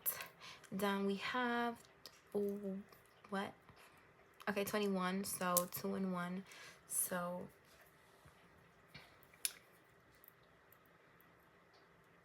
I forgot what 21 was. I don't know, but let's just, I was gonna say like Taurus and Aries because of 2 and 1, but no. I'll figure out what 21 stands for, and I'll let you guys know. I'll write it on the screen if I remember. Yeah. And then the dragon doesn't really have an element. It's just like a spirit element, I guess you say. Yeah. Oh, we have number 10. So again, Capricorn energy. And also like that reminds me of like the double card. Oh, and tarot, and the double card is ruled by Capricorn. Yeah, everything. So the hummingbird. Your person views you as a beaming ray of sunshine. Like they view you as somebody who is just constant. They put you up in a pedestal. Like they do. They see you very highly. Even like they see themselves very low, and like you're up here. That's how high they got you. They don't think they're at your level at all. They really like compare themselves to you, and they see the difference, and they like beat themselves for it. They're like, oh, pile 2 is doing this, and I don't, maybe they're younger than them, maybe. Well, like let's say like pile 2 is young, like younger than me, and they're already doing this, and I'm not doing that, and like like they might compare themselves to you a lot, and they might like you might make them feel bad about themselves. Pile number 2. And yeah, like they see you as somebody who knows what to do, where to go. Like they see you as somebody who knows the cheat code to life. Like if you think of a hummingbird, hummingbirds love to get the nectar of the trees and all that, and they know where's that. They know where it is. They go into the flowers and like a little nectar. They know it's in the center. They know it's not in the leaves, it's in the center. So they know where to go. Okay? And your person sees you as somebody who knows where to go, and that can do like make up your mind and just go for everything that you want in life. Like all the goals that you set yourself up, like you set for up that all the things or the goals that you set up for yourself, you achieve them. because you know how to, and you effortlessly do, and you effortlessly achieve them. You might have like some of you guys might be like an entrepreneur, and they might have a little business. So this person might like be a little jealous of you, a little bit. I was gonna say admire you, but low-key, like, I'm getting jealousy. Yeah, like, they might feel a little jealous. I'm gonna feel a little behind. And honestly, Pile 2, it's not your fault. You're so amazing. You just are. You just pop off. But I do think they have you up in a pedestal, like, too much, and they have themselves like really low. So like that imbalance, like, makes them really jealous and insecure. Like, they see you and they get instantly insecure about themselves because they look at you and they're like, oh my god, how can this person have their life so put together when mine is in shambles? Like, I don't even know what I like. I don't know what my hobbies are, because yeah, like, I don't know who I am, and this person knows who they are. They've been known, and they know what to do with that. They know what steps to take. They know how to do everything. What's up with that? Okay, I guess a little channeled messages came through with that. I guess your person, like, beat me up. Like, beat me to it. Not beat me up. Oh my god. This person might have gone to a fight or something. Hopefully they didn't. Like, I feel like, oh my gosh. Honestly, I'm gonna insert my opinion here real quick, but I just think fights are just so immature. Like, I feel like physical fights, like, that's given middle school. I think we're grown adults that can talk and use our mouths, and we don't have to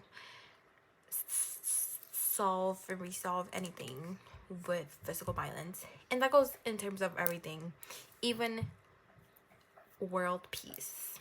Like, y'all can talk it out. I'm 100%. Like, y'all can talk it out. If you are, if they're willing to compromise, if people are willing to compromise, you can talk it out. Yeah, like, you can talk everything out. I just use your mouth, please. Like, you have it for a reason. Please. Hello. Anyways, so with nourish, I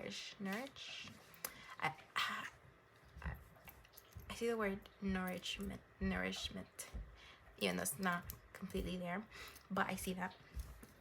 So they might see you as somebody very motherly, very nurturing, very, like, given. You're willing to give out to people because they feel like you have such abundant energy, and everything is like so like, everything comes so easily to you that you can just give freely. And yeah, I'm sorry for having to, but I don't like your person. I'm sorry. Maybe not. Let's not say that.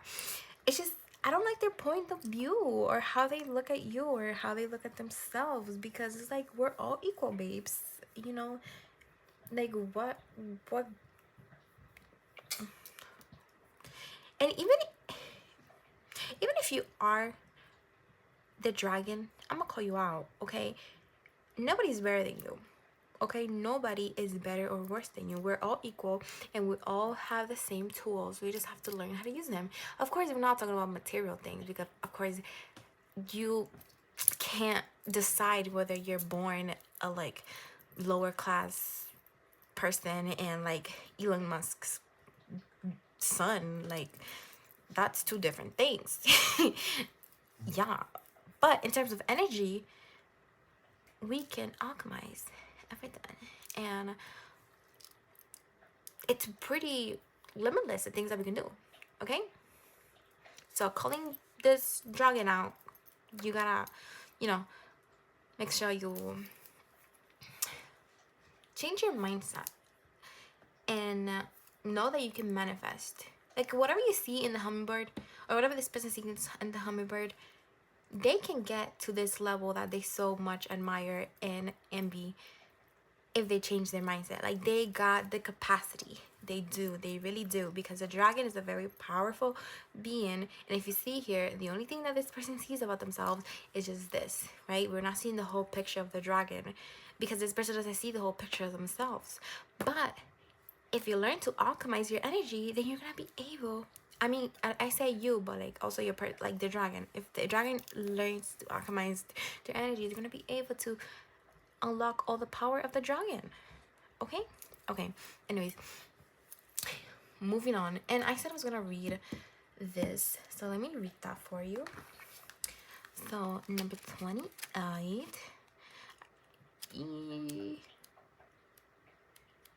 Oh. Okay, there you go. So dreaming. Your dreams are playing a very important part in both your waking life and spiritual development. The answers you seek to your deepest inner questions are being answered. You're receiving messages and advice through the dream time. Take serious note of all your dreams. There is much being given to you from the astral realms. This is also a call to strengthen your intuitive connection through meditation. Take time each day to meditate, as this will aid you in remembering and clarifying your dreams. Okay. So yeah, so like the dragon sees the hummingbird like very dreamlike. Like they can achieve everything, like all the goals, like I said earlier. They see them very spiritual, like, yeah, like they see the hummingbird as an all powerful being. Like they see them as nothing short than a freaking like angel or a god or goddess, whatever, like whatever they identify as. It doesn't matter. They're a very powerful being. Like, no, they're just human like you. You know, they don't got.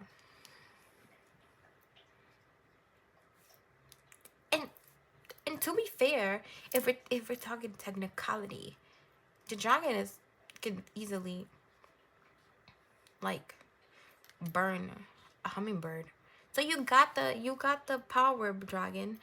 This dragon person, they got the power, but they just don't know how to unlock it, or won't unlock it because they're scared of it. They're very much scared of it. Anyways, also I want to say too that this person might want to come into your life to suck on your energy, because of this right here, this little thing who I'm not sure if I should censor it or not, but you know, YouTube should not take that sexually. Like, please, like, it's a child with its mother. Anyways, this person might see you so giving that they come into your life, they come back into your life trying to take from you. They're not planning to give, okay? They're not, because they don't know what to give. They can't give because they, you know, they don't even give themselves. So what can they give you? Nothing. So just be careful, part number 2. Okay, like this person can really suck on your energy, like, and bring you down. Like, don't let that happen. Coming into the connecting energies, and yeah, we have the warrior, and then we have a keep watch. Okay, with keep watch, this person is stalking you, by number 2. I don't like social media stalking. They're keeping an eye on you. They're oh my god, I'm seeing somebody who's like keeping an eye on somebody else through social media and seeing them happy and just getting mad and jealous, like, oh my god, how dare you be happy without me.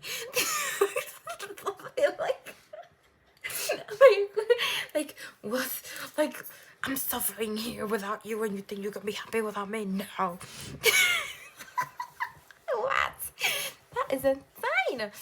Anyways, this person needs to chill. Like, what? Chill it. Tone it down with the jealousy. Oh my god. But yeah, they're like watching your every step, your every move, and just, they're kind of bitter. They're low-key bitter. They're like, ugh, like, like I'm suffering over here and reminiscing and thinking about the past and our past together, and this person is not even thinking about me for a second. Like, what? Did I mean nothing to you? They kind of resentful a little bit. Like, they shift from a resentful, bitter, envious energy to a sad, regretful, ashamed of themselves because they let you go energy.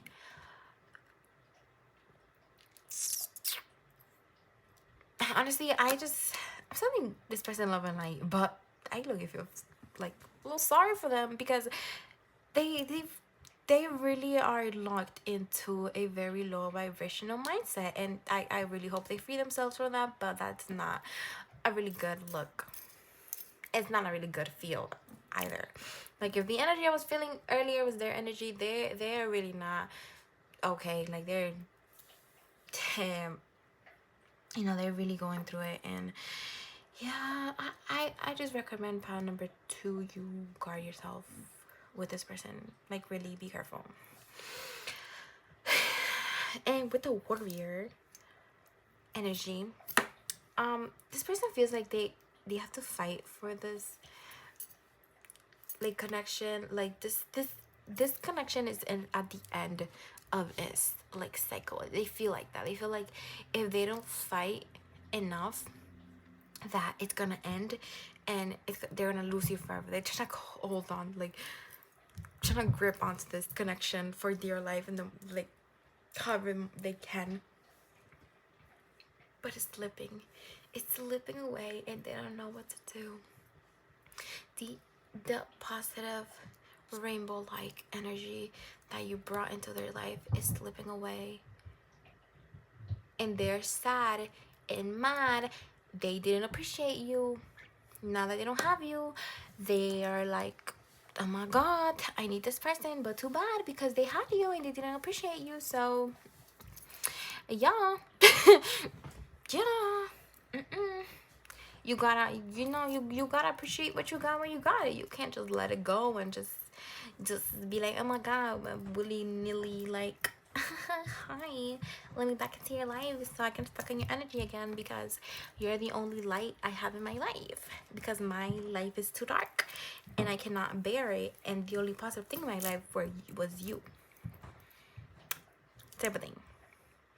Anyways, let's get into the channel, the messages. And if that did not resonate, I think that's a very specific energy. So if you would know if it resonated or not, if that did not resonate, this is not your pile. You can find another pile. There's other piles to choose from to see if you have if you could find your energy, your reading. And if you do not find your reading today, that's okay. I have other readings that you can check out. But if you don't find it, like, anything in my channel, that's okay too. We're not, sometimes we're not aligned with certain readers, or that's totally fine. Not every reader is gonna resonate with you. And also, just making sure that you guys remember, this is a general reading, so take what resonates, leave what doesn't.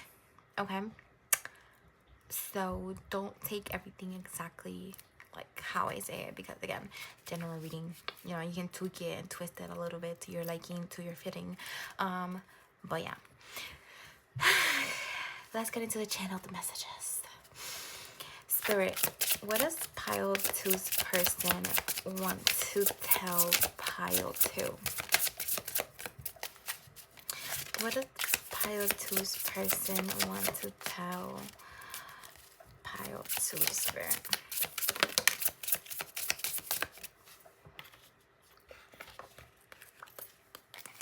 We have the moon. Oh, of course. The Queen of Wands.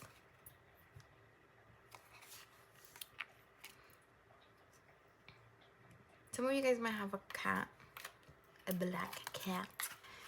That resonates. A black cat could be significant. We have the Knight of Cups in reverse. Oh, did I say the Queen of Wands was in reverse? But it's in reverse, by the way. I don't know if I said it.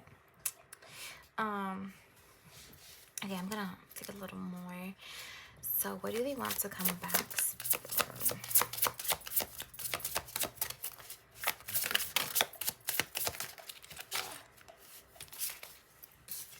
We have the High Priestess in reverse.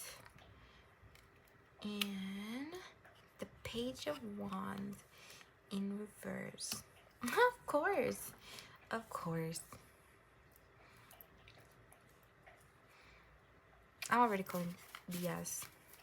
I'm sorry. I've low-key grown a little resentful towards, well, not resentful, but I just don't think you deserve this pile number 2. I still haven't gotten into the maybe you should take them back portion, but we're pulling through. I'm gonna try to be as unbiased as I can, but it's gonna be hard because I am very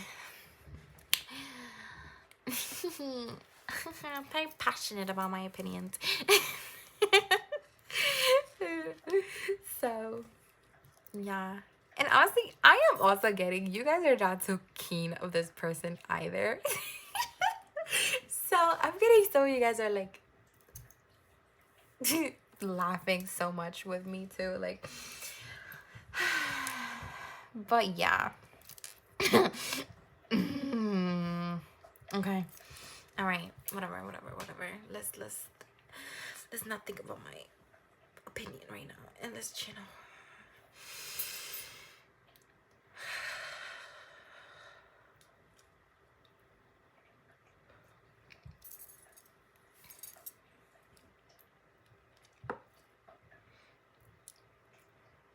I want to offer you something. I want to give back to you. Give you back what you gave me. I know you distance yourself because I wasn't seeing your worth. I wasn't giving you what you deserve. But I'm willing to do anything, more than anything, to take you back. Because you're the light at the end of the tunnel for me. You're the best thing that has ever happened in my life. My days are dark without you. I can't push forward. I don't know how to push forward. You were my light, my guidance. You guided me. I don't know who I am without you. You gave me the answers to all my questions. You guided me through all my darkest nights. You told me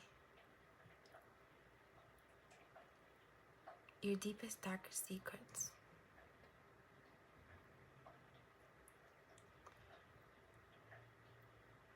But I can't do it alone. I don't know how to do it alone. I need you in my life. How can you leave me? How can I feel this strongly about you? Did I not mean anything to you? Did you leave me because you never loved me? Was I really that bad of a friend? Was I not able to be there for you like you were there for me? I tried my best, I really did, but I was blindsided. I don't know how to express my emotions, how to express love. I wish I did. I wish I knew how to, but I don't. I didn't grow up with such a loving family like yours. I envy that sometimes. I wish my mom was like yours or my dad was like yours. I wish my siblings were as warm. Sometimes I wonder what it's like to be you. I try my best to be like you. You're my role model. I try to be strong and put my head and hold my head high, just like you, with confidence. But I can't fake it. It's not who I am. I'm not able to let go of this darkness, this sadness that's weighing me down, that doesn't let me move, that doesn't let me live. It's like I don't even have the control of my life. I don't have the wheel that turns around my life. I don't know what path to take. Do I even have a choice? Do I even have different paths? I don't know. I'm blind. I can't see. I need you. You're my light that shines bright. You're the star in the darkest night. You let me before, and I happily obliged. But what happens now? Now that you've gone and I can't seem to talk to you, I can't seem to reach you, what do I do? There are times where I want to call you at night and I want to ask you how you are, but I can't. I feel how you have left me behind. You look at me, but I don't see the same love that used to be behind your eyes. My stomach grows tight. My head hurts. My eyes shut down. Who am I without you? What am I without you? What is life without you? I want to offer you the world, my world. I want to offer you myself, everything in my being. You can do whatever you want with me. I'll let you. Just as long as you're by my side again. That's all I want. For you to be with me and guide me like before. How did I let this go? How was I foolish enough? I don't even recognize myself. I don't recognize myself without you. I'm lost and I don't know where to go. Whenever I take a step in any direction, it all crumbles down before my eyes. And I don't know what to do. None of the paths around me seem to be right. And I don't know where to go. I don't know what turn to take.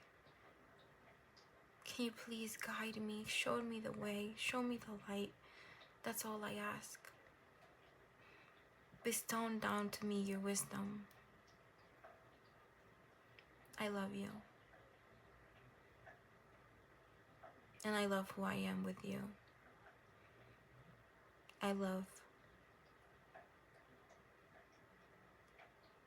how you make me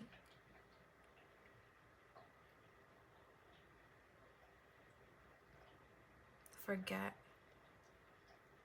all the negative things in my life.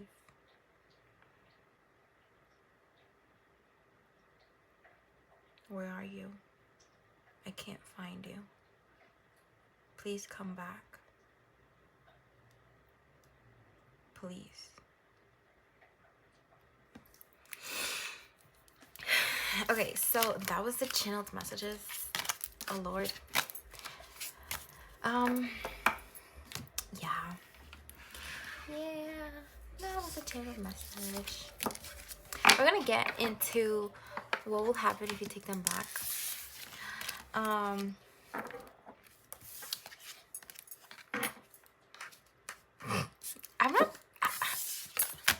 trying my best, so I'm trying my best not to advise, not to say anything.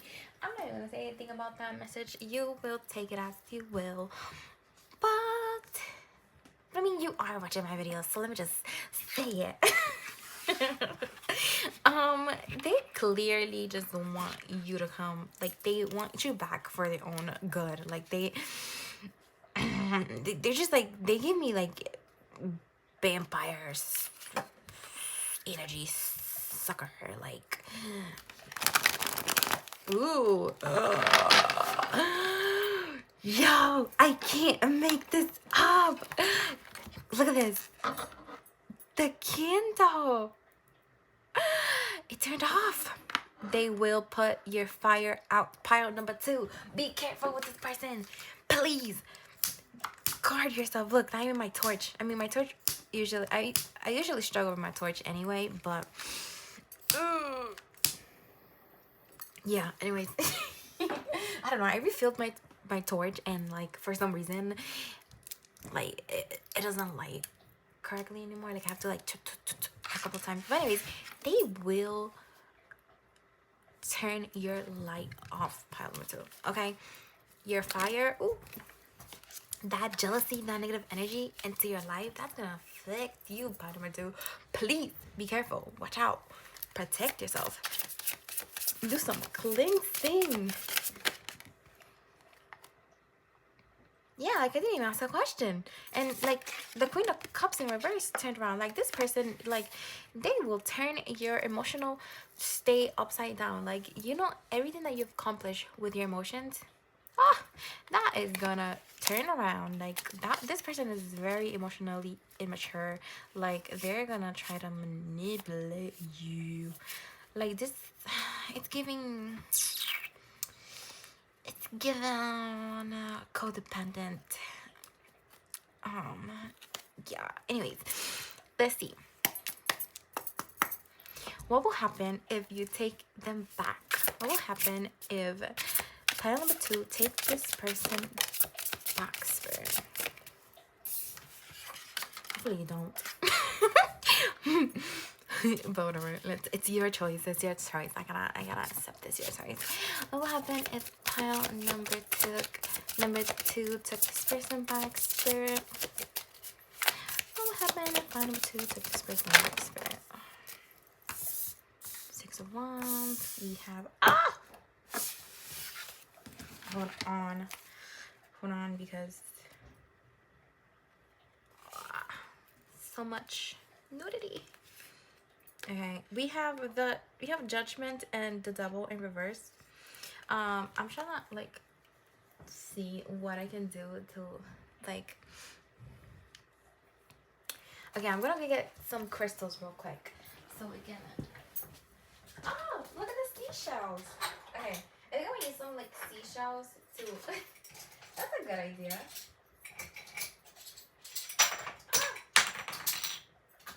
Anyways, I think some seashells or some crystals. I don't know. I think seashells are a good idea.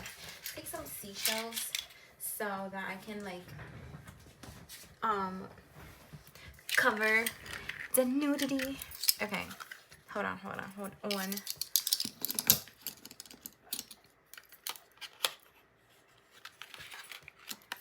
Wait. Let me set it up first.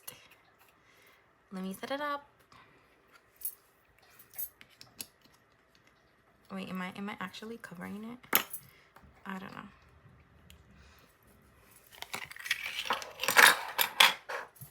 Okay. And then Judgment in reverse.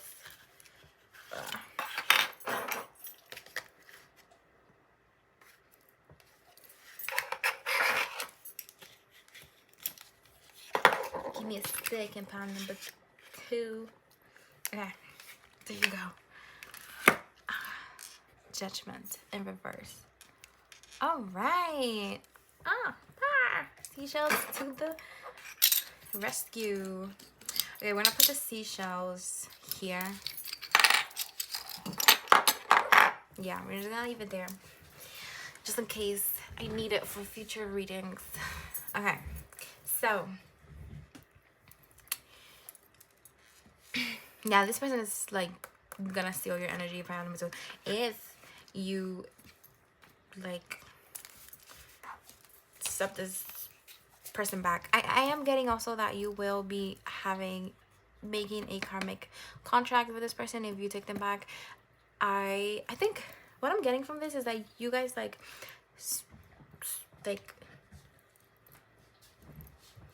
close your karmic contract, you could say, because I am getting it's a karmic, but it doesn't have to be, but this is what I'm getting, whatever. Karmics don't have to be negative, but yeah, don't be afraid of karmics. They just teach you lessons. I'm getting that you guys already closed your karmic, well, not already closed, kind of closed your karmic contract with this person, and this coming back is finalizing the contract. But if you take them back, then it will open up the contract again, and you will have to learn some other lessons. So the ride will be longer. But it's okay. It's just karmic lessons. Like, if you take them back, it just means you didn't learn your lesson the first time, and you will have to learn the lesson again. That's what it means, and that's basically it. They will suck on your energy. They will use you for their own good. But I forgot. Wait, hold on. I still haven't asked. They will use you for their own good. You know, okay. So, what will happen if you don't take them back, Spirit? What will happen if Pile 2 doesn't take back this person's Spirit? Okay. Temperance. Okay. What happens if pile number 2 doesn't take this person back? Knight of Wands. You will move on with your life. Well, of course, duh. Obviously. What will happen if pile number 2 take this person back, Spirit? What will happen if pile number 2? We have death. You're gonna evolve, y'all. Yep, evolving. What will happen if pile number 2 doesn't take this person back? What will happen if pile number 2 doesn't take? Okay. Hi. Are you cooking? Yeah, I'm busy right now though. What happened at pile number 2? Ooh, too much. So, a lot of things are gonna happen. Oh Lord, that's too much. Okay, no, I'm not taking all those. Give me just one, Spirit, please. Or like, not as much. What will happen if pile number 2 can take this person back? Okay, we have the Knight of Wands. Yeah. I see movement in your life. I see just divine things coming to you. Death represents rebirth. It represents transformation. You also have the 8 of Swords at the back of the deck. I feel like this represents that you will untie yourself from some karmic contracts. So you will end this cycle, you will cut cord when you make this decision. This is the final boss. This is the final decision, y'all. Like, you know when you like make it like end a connection and then they test you again. This is it. And this is the final boss to see if you have learned from your mistakes, or if you've learned the lesson, or if you have to go through it again. But I do see that if you don't take them back, I do see growth in your life. I do see transformation. I do see you moving forward with your life, and you know, improving, and just being on the track of good. You know, balancing your life. You know, you're gonna have a lot of balance in your life. Like, it's very much of like go-getter. Like, you know, the Knight of Wands is like procrastination, and it's in reverse. So like, you guys are gonna know what you want from life, and you're gonna go get it. That's what I'm getting. Okay. Yeah. Anyways, let's see. what decision is aligned with pile? I mean, you kind of already know, but what decision is aligned with pile number 2's highest gut sperm? What decision is aligned with... That's... Well, that's a funny... wow, that's crazy. I'm gonna leave it there for a little bit while I take the other ones out. What decision is aligned with pile number 2's highest good? What decision is aligned? 10 of Cups in reverse. Oh wait, that's the 7 of Cups in reverse. 10 of Cups in reverse. What decision is aligned with pile number 2? Ooh. King of Pentacles.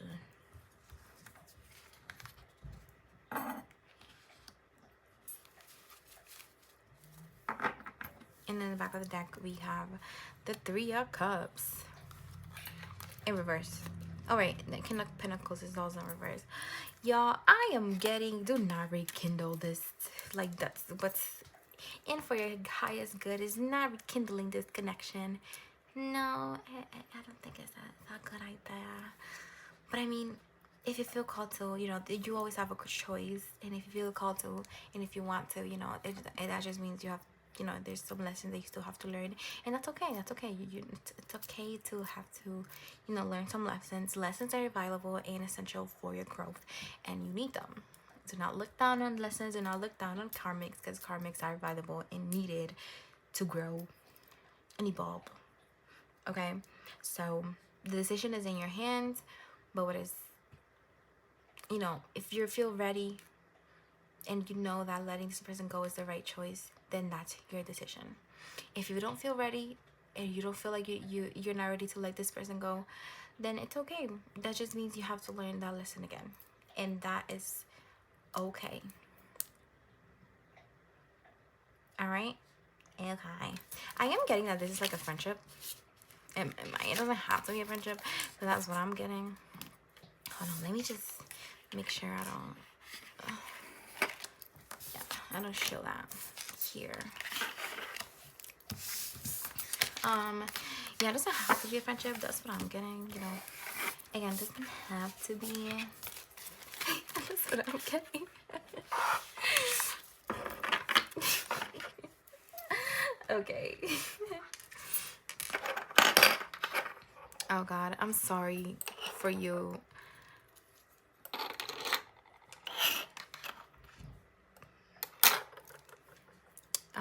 Headphone users. That was so loud. I know that was gonna... Oh shit! Yo, yo, I dropped my oracles. Oh my God! And would you look at that? The only one that's here. Okay, pile number 1 had the same one.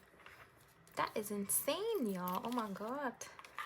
I guess Spirit doesn't want you to know anything else other than that from that card. And I'm gonna pull the bottom one as well and the top one for this one. I'm not even gonna shuffle it because they just told me what to do. And I guess the bottom one as well. Oh my God. No, okay. I'm gonna leave this here, but they really want the messages from these cards. Oh my God. We just have protection. Okay. Oh my God. Okay. I'm gonna... This is... Okay, just in case you know, this is like the little bunch that was left over from all the ones that fell. So, I'll probably like read a little bit until like... No, like I feel like these are for you. Oh God. But there's so much, Spirit. Okay, whatever. Okay. Alright. I guess Spirit doesn't want me to shuffle today for the oracles. They just want that one.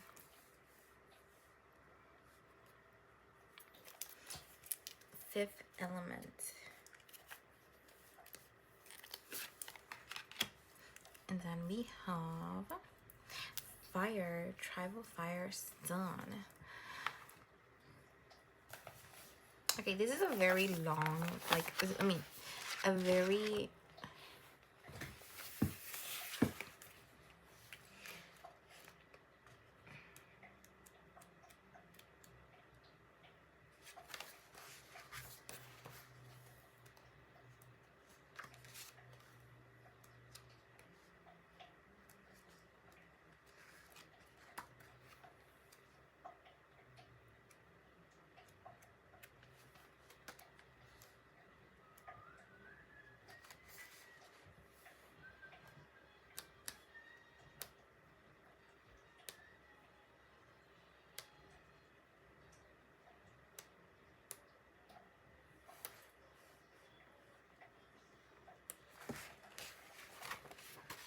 okay. So we have, if you want to take a little screenshot of it and like read it, well, the fires are calling you to gather in ceremony. You are being asked to felicitate a meeting of hearts and minds and spirits. Gather your tribe together as one in nature so that you can honor the fire that lights our solar system, the fire that burns in the heart of the earth, as well as the fire that lives in the heart of all beings.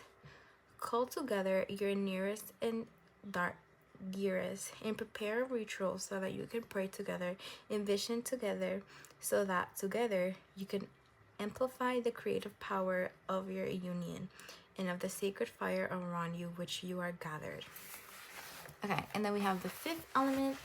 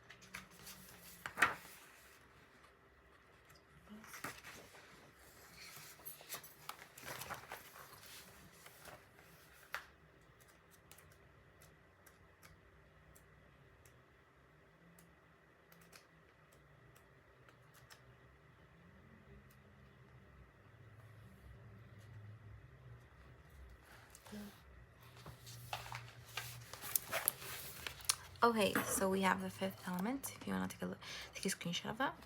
When the fifth element pillar shows up in your spread, it's time to take your evolution to the next level. The fifth element is a very special pillar that comes online only when you have activated the other four pillars and harmonized them at the highest levels, blurring the lines between black and white, good and bad, masculine and feminine, and all that other polarizing hierarchical silliness. This pillar exists beyond labels, beyond identity, and beyond duality. The fifth element is free from all rules and attachment.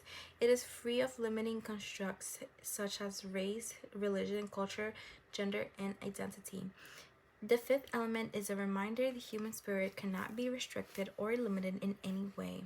The fifth element is asking you to relinquish your attachment and to let go of limitations, to step into your alignment. You are a being of pure love, pure innocence. The pure energy, your magnificence cannot be constrained. Not by labels, not by constructs, not by anything. The fifth element is the liberation card. Straight up. Okay. I'm just a little tired, guys. Don't mind me. Okay, and then we have the Age of Light. You're being training for this. Oh, you've been training for this. Oh my god. Guys, I think I'm like malfunctioning. I'm probably gonna need a break after this. But anyways, the Age of Light. You've been training for this for lifetimes. There you go. Trust the niggle. What is the niggling feeling trying to tell you? Take a break. A life's work, not a season. Get off the treadmill. I'm gonna take that for me. Like, I'm gonna listen to this card. I'm gonna take a break. Start mother. How can you mother yourself? And we have confidence is key to success, human and Leo. So this is very much about self-care, stuff like enlightenment. So you guys are in a journey. Like like you guys are very like spiritual. Like you guys know what's up. Okay, and then we have protection. Call back your power. Cut the cord. Soul retrieval. If that doesn't give you an answer to today's reading question, whatever, I don't know what will. Cut the cords. Cut the cameras. Boundaries. Where do you need to establish better boundaries? Where, pile 2? Where? Where the light? Answer the call. What is your soul calling you to do? And then I'm still getting from like the back. Mintaka. Longing for home, belonging, the original light worker.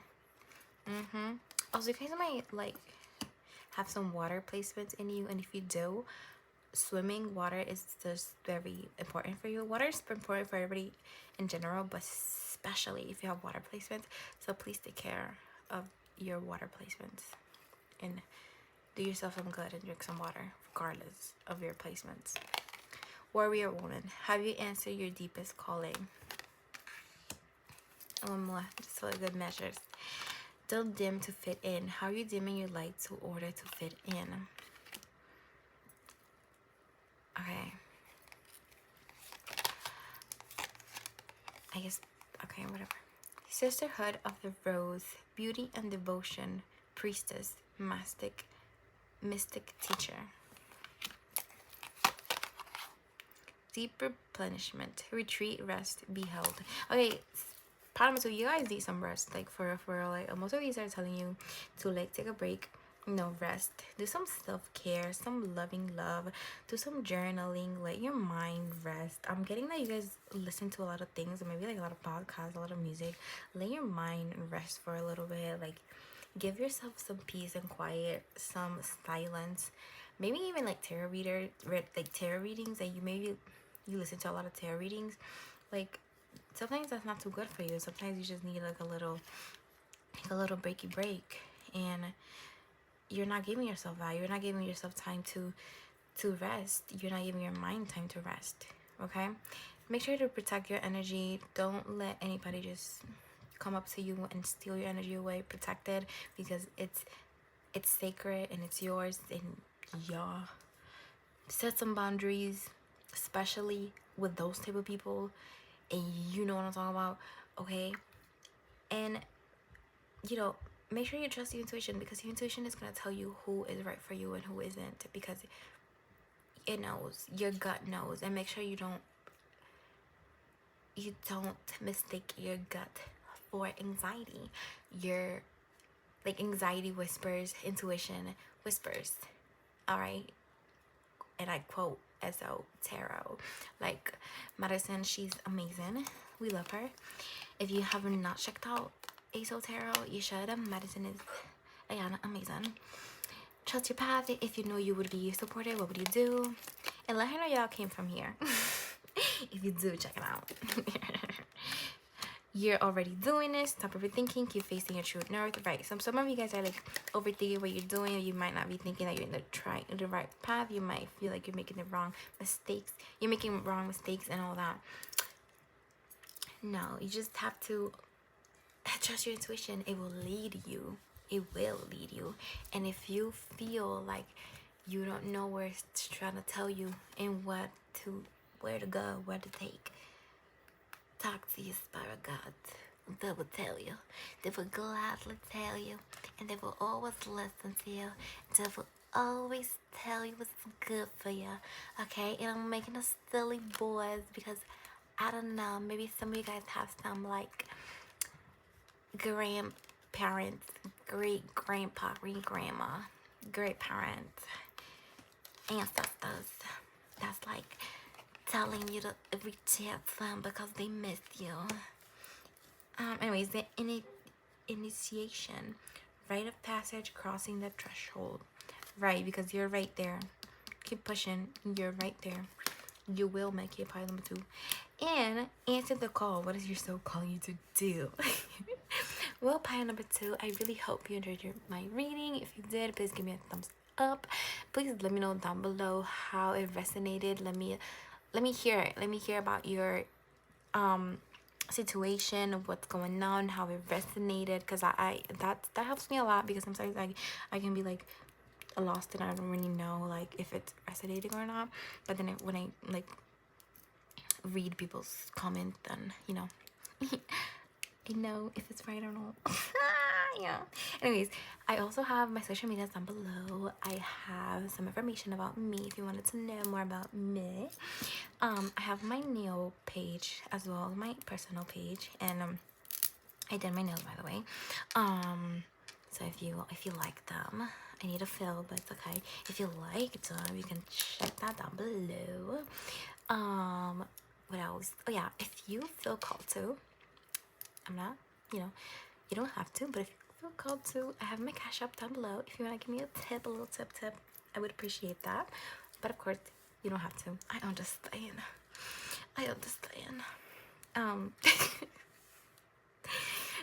Anyways, yeah, I really hope to see you soon. Bye. Hello, my beautiful pile 3s. How are you? So welcome back. If you chose pile number 3 with this beautiful seashell and the 3 of Visions Tarot, then this is your reading. So I give a detailed breakdown in the intro of how this reading is gonna go down, but just to remind you, for the energy check, we're gonna look at how your person sees themselves, how they see you, and how they see a connection through their point of view. So it might not be 100% accurate since it is through their eyes, but it still should resonate, since I mean, you kind of should know a little bit how your person views you, or yeah. I just want to say, before we get started with the reading, I actually had to restart your video, which yeah, I don't usually do that, and I'm feeling it's like your energy that you'll notice your pile if you tend to like overthink things and making sure everything is perfect, that there's no errors. Yeah, like if you look for a unrealistic perfection in yourself at times, then yeah, this is your pile. But if not, there's still other things that could resonate with you. But yeah, I'm really getting that somebody here, or still, like most of you guys here, are perfectionists and are really hard on yourselves and try to be perfect even though you're not, because no one's perfect. We're human, and we can't, like, the level of perfection that you try to reach is impossible. And the only thing that you're doing is harming yourself by being really hard on yourself for not being able to achieve something that's not humanly possible.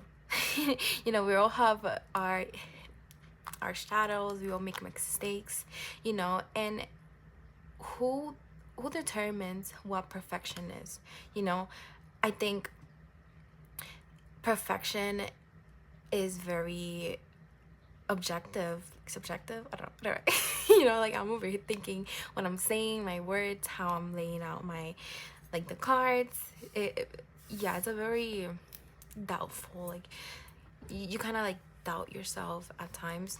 And I just want you to know that you're perfect just the way that you are. And I know it's hard to get out of that energy, because maybe when you were younger, your parents or like your caregiver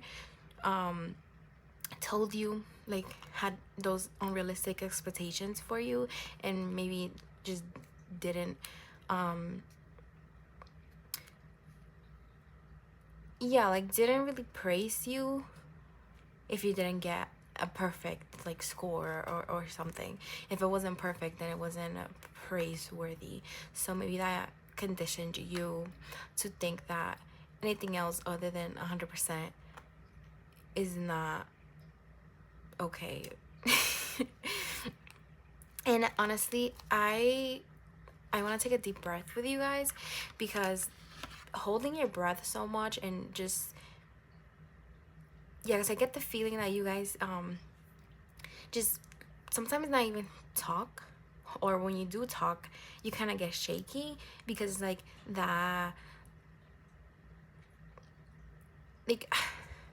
the feeling of, like, what if I say something wrong? Like, am I, what if is the thing that's coming out of my mouth right? Like, should I really be saying this? And I think that's a lot of anxiety and, like, a lot of pressure to hold for everything in your life, just to even talk. And I do think breathing exercises and meditation is gonna help you release that tension, because not only do you have the expectation of being perfect, you hold the tension in your body because you're really on edge and always finding the error in whatever you're doing. Like, I get the feeling that there's somebody here that's like, that could be just sitting there in a corner and breathing, and they're like wondering, am I sitting correctly? Is my breathing too shallow? Is it too long? Am I breathing okay? Like, can they tell that my breathing is not steady? That's the type of thing I'm getting. And oh my god, I'm not laughing at you or anything. I'm just very giggly. If you don't know me, this is me. So yeah, let's take a deep breath. So let's see. In, hold it, and out.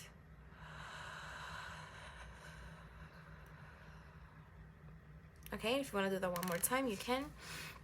And whenever you get the feeling that you're placing a lot of unrealistic expectations on yourself and you're putting so much pressure on yourself, just focus on your breathing.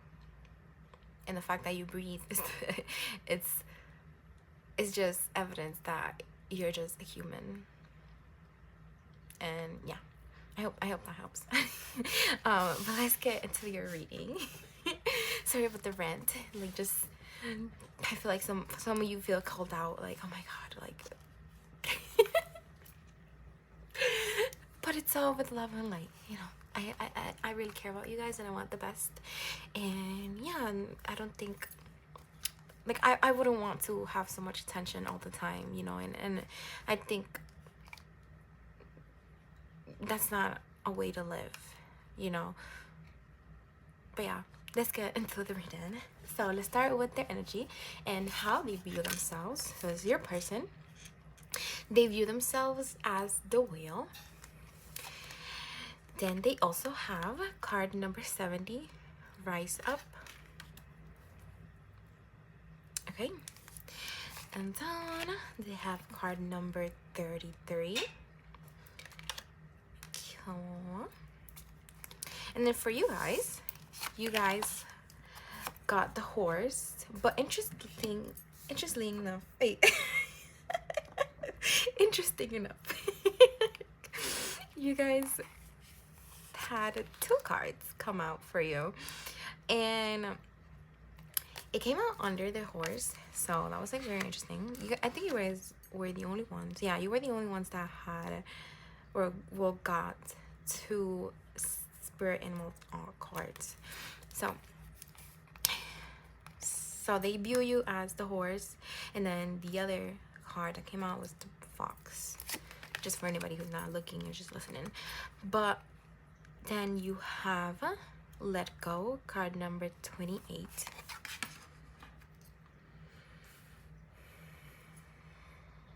Okay. And then card number 29.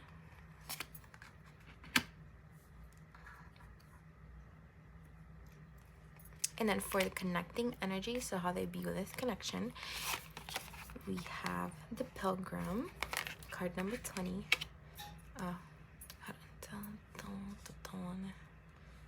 There you go. And Invocation, card number 29.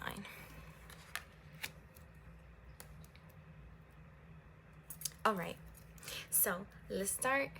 Well, if I didn't mention it already, it's again going to be through their eyes, so it might not be 100% accurate, but it should resonate.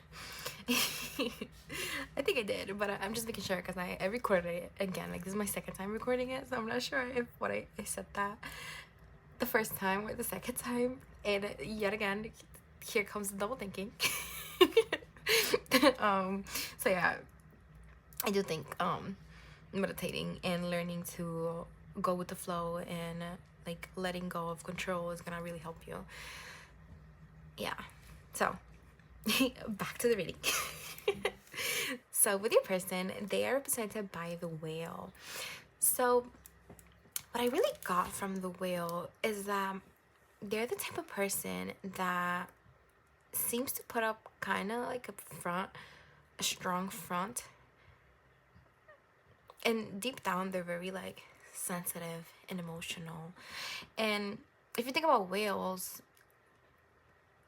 when I was little, I thought whales were like kind of intimidating a little bit because they are very big and intimidating animal. But then like you grow up and then you learn that whales are actually very sweet and intelligent, emotionally intelligent as well. So I think this person gets, well, they feel that people don't understand them a bit, that people don't really know who they are. They're aware that they're like, people don't really know how they are deep down, but it's because this person doesn't make it easy for people to see who they are, because they do guard themselves a lot. Like it's really hard for this person to open up. Like, this is the type of person that you're friends with them for like 5 years, and they're like, oh yeah, I'm going away to see my twin. And you're like, you have a twin? Like, yeah, doesn't really share much about them, like about themselves or any like facts. And next thing you know, you have a 10-year friendship with this person, and you don't really know the lore. Like, you don't really know, like, yeah, so you don't really know what's going on. But yeah, I am also getting with this card that they're very hard on themselves, and I guess these two have that in common. You and them have that in common. You guys are very hard on yourselves. Like, for this person specifically, they have expectations as well that don't really meet human capacity. Yeah, like, we have two overthinkers over here. No wonder the energy was so intense. Both of you guys overthink so much. But yeah, did I move you? I don't know. Hopefully you're not jiggling. You probably are, but it's okay. And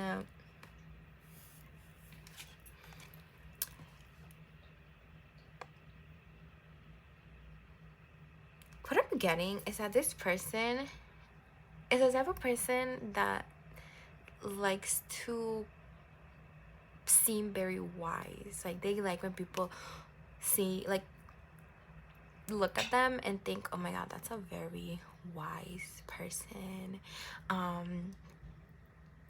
And they are very wise, but I think that's like giving advice to people and kind of being like the master or like the teacher kind of gives them like an ego boost. But nevertheless, they are smart and they have gone through a lot of things, a lot of situations. They have a lot of what do you call it? Experience. A lot of experience. But yeah, like sometimes they like to give advice even though they might not even know what they're talking about. that's what I'm getting. Like, they might be giving out advice and not really know what they're saying or what they're talking about. They're just like kind of talking just to talk. Oh my god, you know.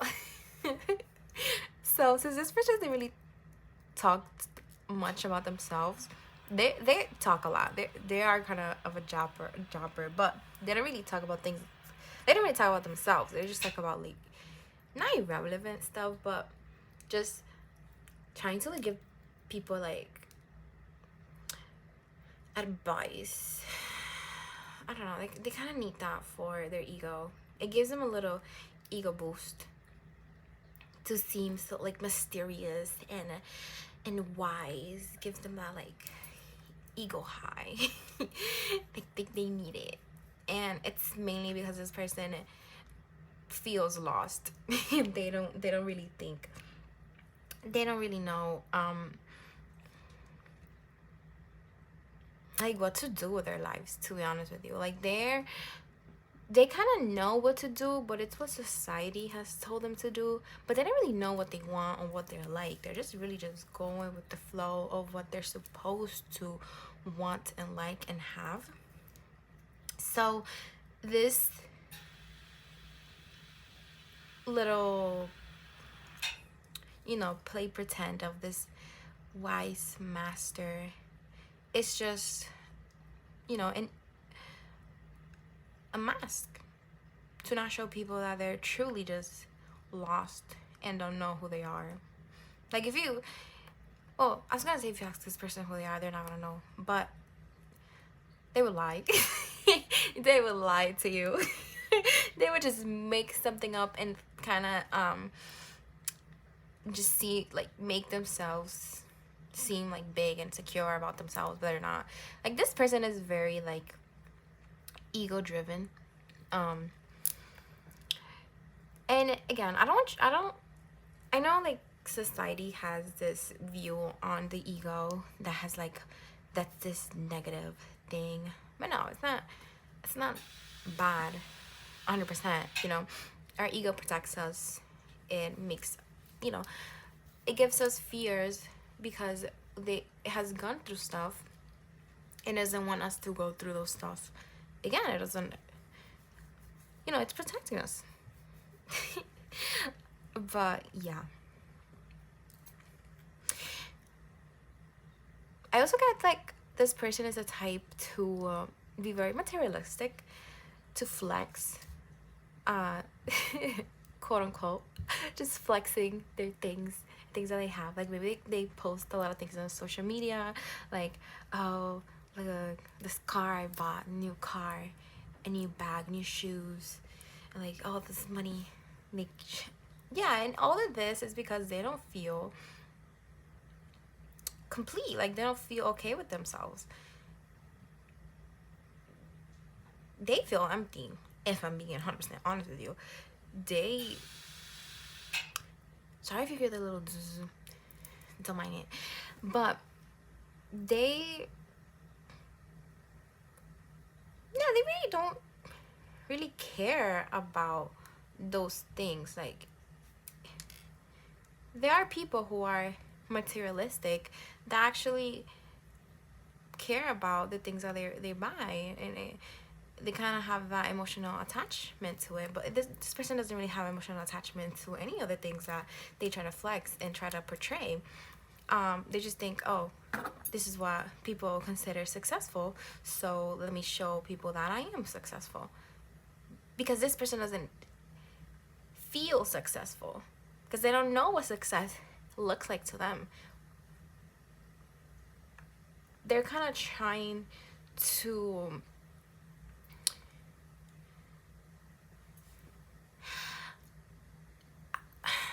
like fool people into thinking that there's this person who is so sure about themselves, so confident, they have it all figured out, they have the money, they have the success, they have this good paying job, and like, I guess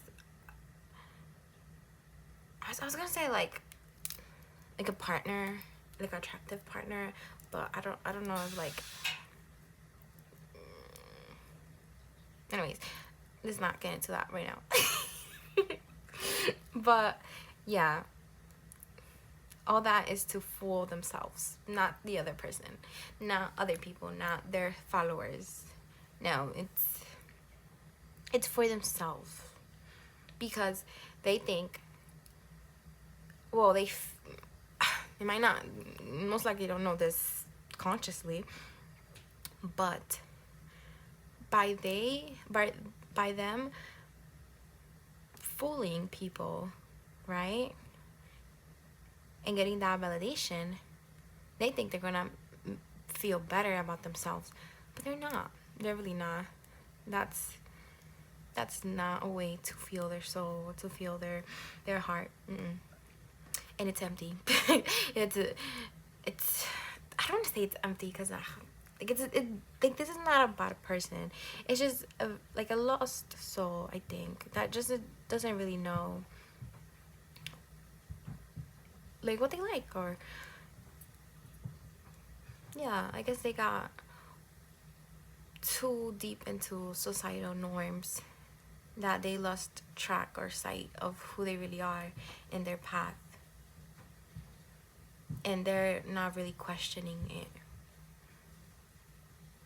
They're not questioning it. They're just drowning in their own emptiness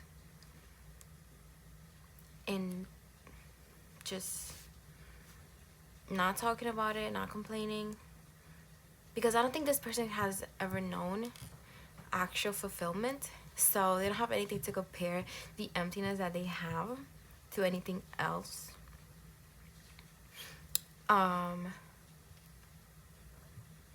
Like,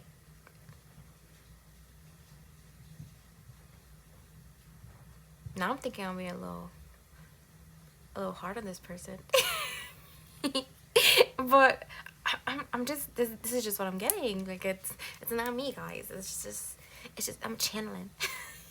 And like, again, this person is not a bad person, but they are very ego driven, and at times they could do things to hurt others just because their ego tells them to, like for example, I don't want to say it, but I'm gonna say it. That's what I'm getting. Like, this is the type of person that would cheat on their partner just because society tells people that cheating is like, well, not society, but I don't know, but it's like a way to like ego boost themselves. Like, oh yeah, I have a partner at home, but I also can get other people. Like, I'm that person. Like, yeah, like, that's, yeah. But it's honestly sad, and I'm sending this person love and light, and hopefully they can find themselves. But I just don't see that happening right now. But I know everybody has hope, and some of us might take longer than others, but we can all eventually find ourselves if we put in the hard work and dedication. Because finding yourself and working on yourself, it takes hard work and dedication, and it's not easy. And that's why I applaud anybody who even tries and attempts to do it. And even, okay, this should be an advice for everybody. if you are working on yourself and you don't see a big progress, just the simple fact that you are trying is enough. Okay, just the simple fact that you're trying is enough, because it's really hard. It's really hard to face your shadows, to face your unconscious mind. It's hard. And yeah, like I you should admire yourself and applaud yourself, and just be proud of yourself, of the hard work that you have to put into do that. And just, and since it is so hard to face yourself and work on yourself, is not quick. Okay, so be patient with yourself. All right. Let's get into your energy and how they view you.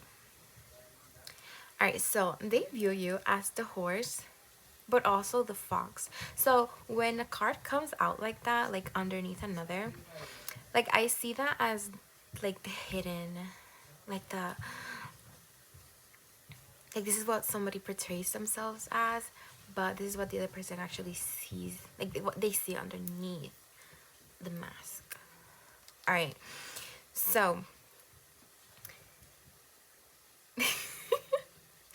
I'm really getting that this, like, your person sees you as trying to play hard to get. Like somebody who tries to act all tough and, oh, I don't really care. Like, yeah, I don't care. You can walk out my life and I would never look back.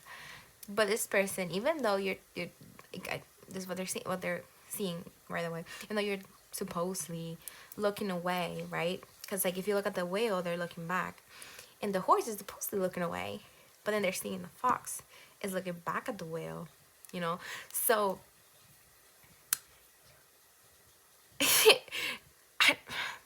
what I'm getting is that like maybe these two like had a fight, broke up or whatever, like the separation happened, and the horse like unfollowed the whale or just cut ties with the whale, but then the whale knows that the fox like stalks them.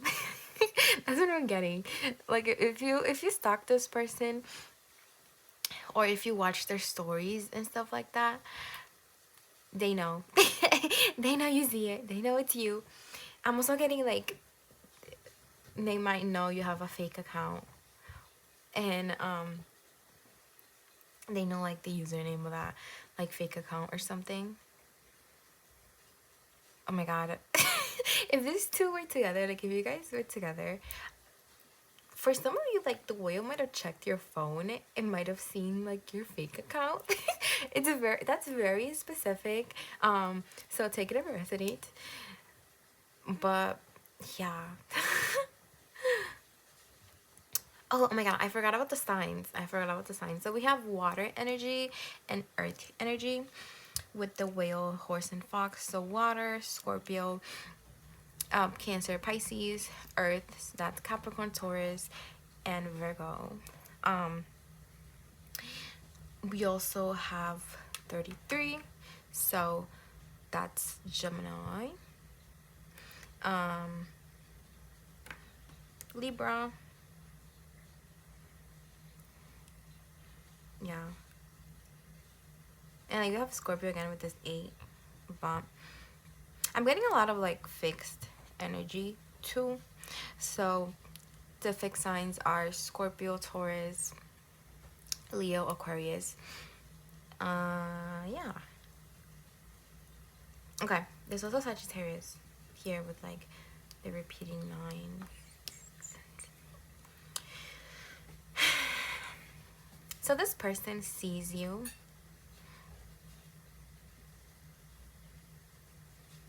Okay, for one, they see you very like intuitive,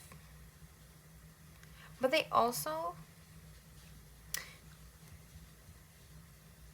they see you as somebody who has like, who tries to hide themselves or like their emotions, but they just see everything right on your face. Like they, like you might have like want to hide things from this person, but they just like see right through you. At least they think they do anyway. Like they think they see through the mask and they know like who you really are, or yeah, but I'm getting that even though, like, yes, you might put up a mask, I don't think the whale, okay, your person, is actually very accurate on how they think you truly are, or how you are inside. They might have like a warped perspective a little bit, and I think they might put their ideals onto you. So they might see the quote unquote real you, and they're just actually seeing who they wish you were, or sorry, confirmation burp, who they wished you were, or their perfect significant other, or I don't know if you guys are friends, ex-friends, ex-partners, whatever. I'm getting that you might have friend-zoned this person, and they don't, they're not looking to be friends. They're like, no. they might have turned down your proposal to just be friends. They're like, no, I know what I want. So yeah. And okay, to get more into the specifics of your energy, again, like I was saying earlier, I am getting that you're like really hard on yourself, just like the whale. But like you're hard on yourself because you want to please others. Like you want to make sure,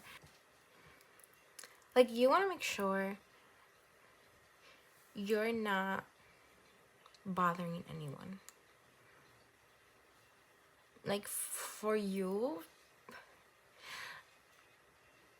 bothering someone and just getting in the way of things is just like, oh my god, I don't want to do that. I really hope I'm not a bother.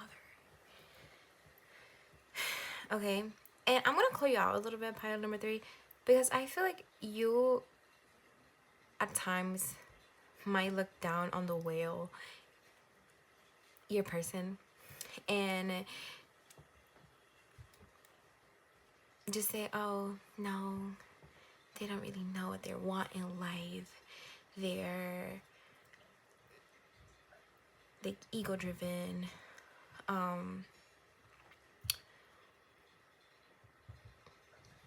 Yeah, but they're a reflection of you. Like you're more alike than you think. That's what I'm getting. Like if you're more alike than you think, and spirit's trying to like wants me to let you know that the negative things that you see in the whale are a direct like reflection of who you are, or what bothers you about yourself, or the things that, yeah, like your shadows. Like you're like you're more alike than the whale. Again, I don't want you guys to think that I'm saying you guys are like bad person, or no. It's just sometimes it's hard, when we are in the material world, to not get caught up in the material things and the ego. That's just part of it. But yeah, I do get that for you it's also hard to see who you are, what you want, and what you like, because you've always followed somebody else's path,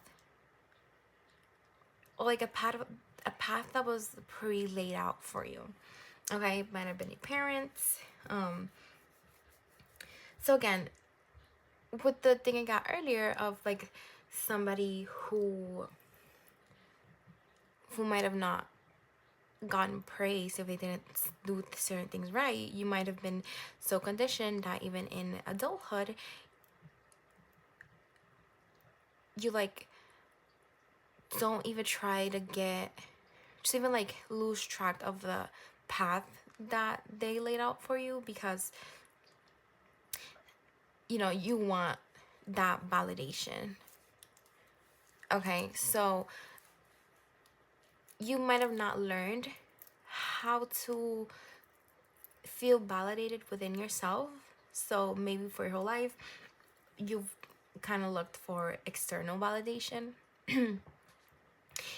And it's getting harder and harder for you to achieve that, because the external validation that you're looking for, it's coming like it's at the cost of your own happiness. So I think that's the current battle with you right now. You're kind of like balancing, or trying to, like, I feel like you guys are in a crossroads right now. Like, do I follow the path that's been laid out for me and just look for that external validation, or do I build my own and forge my own? But it's hard for you to do that because, again, you might have felt like growing up your opinion didn't really matter, or what you thought about yourself didn't really matter, because maybe you've thought, I don't know, let's put an example.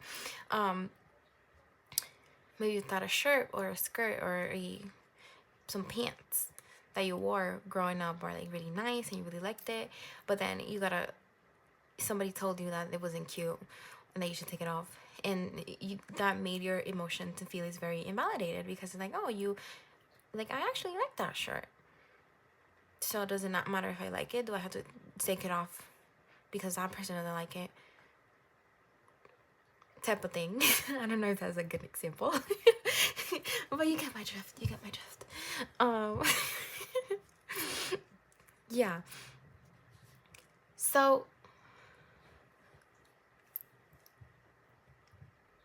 Spirit put this person in your path so they can reflect onto you the things you fail to see within yourself. Because I do think that at times you tend to judge, not with malintent. I mean, I don't know, because you might have grown up with like judging people, so you don't really know, like, or you might not even know that you're judging, you know? Yeah. But at times you might judge people who may portray like quote unquote lower vibrational activities. Yeah, it's like quote unquote.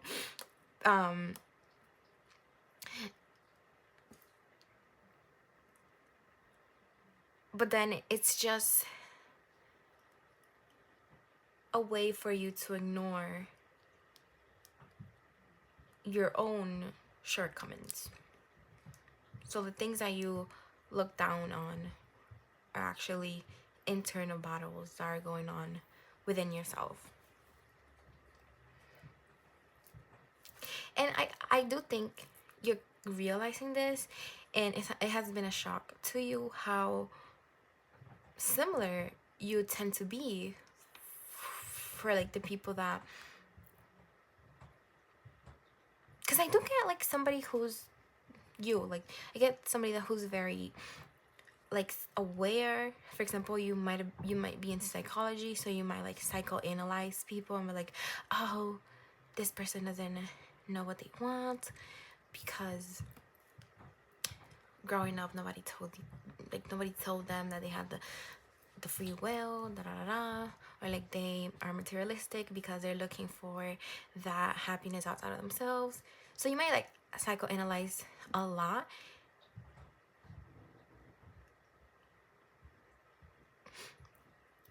But what you like fail to realize is that most of the things that you talk about when you're psychoanalyzing people, like you also have those traits.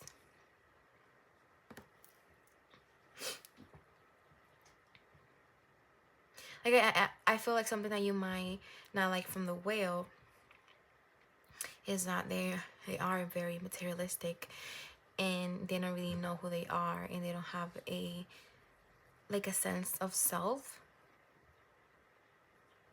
Like, you might really look down on that, or like judge that about the whale. But then you also don't really have a sense of self. Yeah. And yeah, it might not manifest the same way that it manifests on the whale, like looking for external validation, maybe like with social media, posting things. Maybe your external validation comes from other things, like your friends, your family, just close people around you. But it's still kind of the same thing. I'm really getting like parent approval, like for you. You might really seek that unconsciously, like the approval of your parents.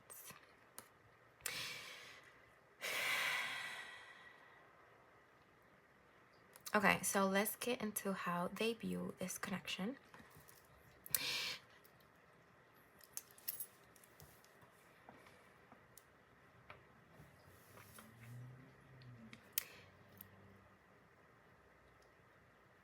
I'm really getting that you might not really want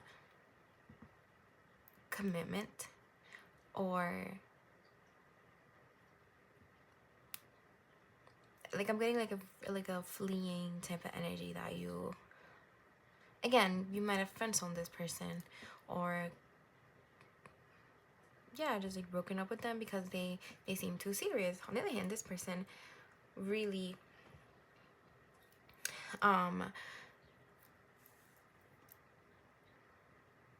they see you as marriage material.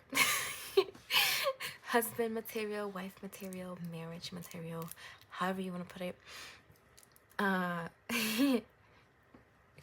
And they see the connection as like a challenging one. They're very determined to get what they want, so they might, like, they know that in life things are not easy, so like they're determined to like get commitment out of you, you could say.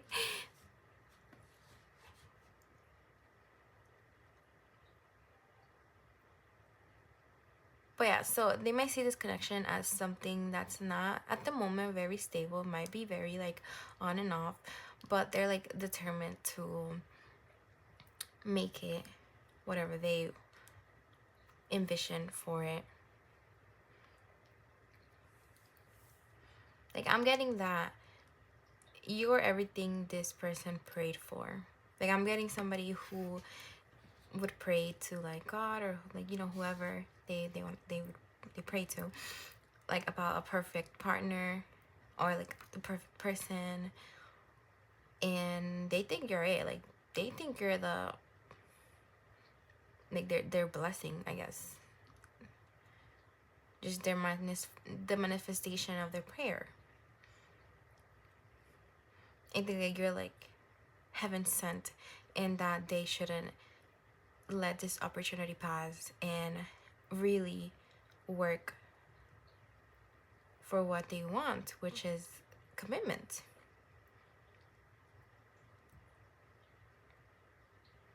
But I'm not really getting a very clear message on the connection, so it might be up in the air at the moment. It may not feel very stable or like grounded. So like, this person might not really know what's like the next step, or like what's going on, but they know that they will keep on trying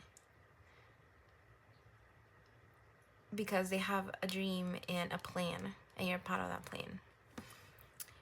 And they're like, I'm gonna make it happen. All right, so we're gonna get on to the channeled messages.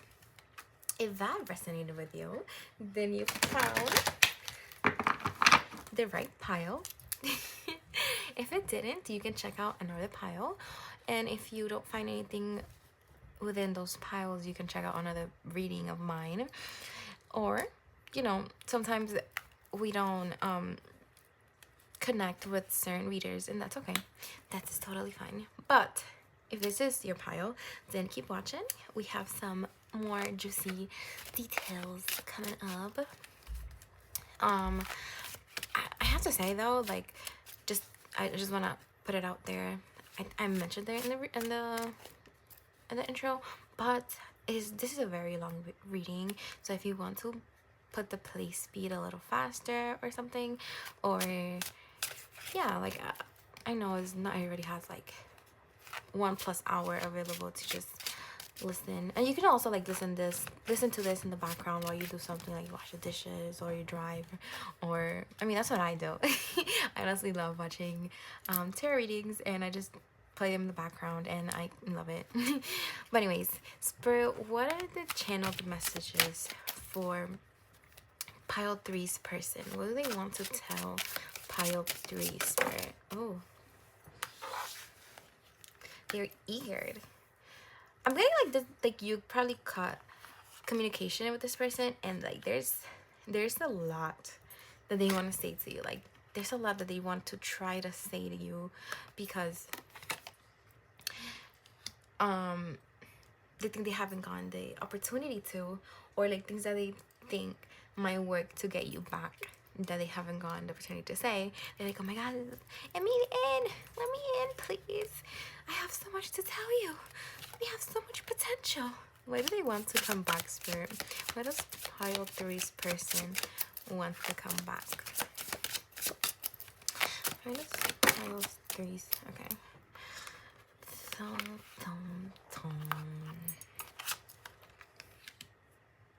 Six of Swords. Oh yeah, right. So we have the 8 of Pentacles. What is this? I can't read it. The 8 of Wands in reverse. The Queen of Wands in reverse. Then we have the Emperor in reverse. The King of Wands in reverse. And the 6 of Swords upright. And then the back of the deck we have 5 of Cups upright. What do you have on there? Okay. All right.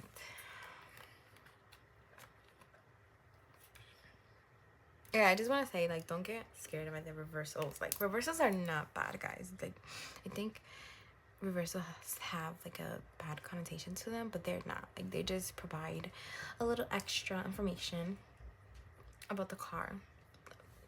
But anyways, let's get into the channeled messages.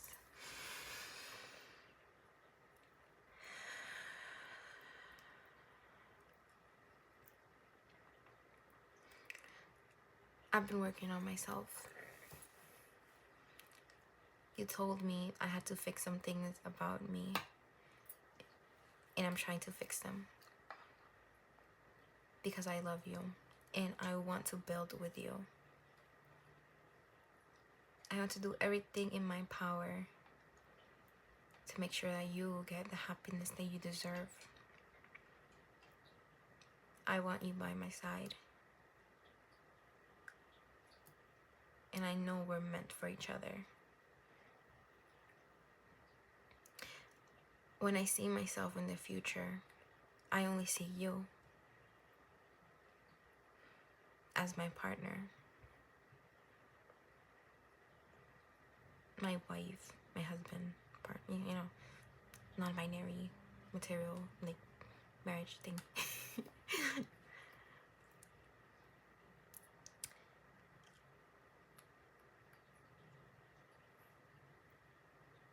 I'm really drowning in my sorrows.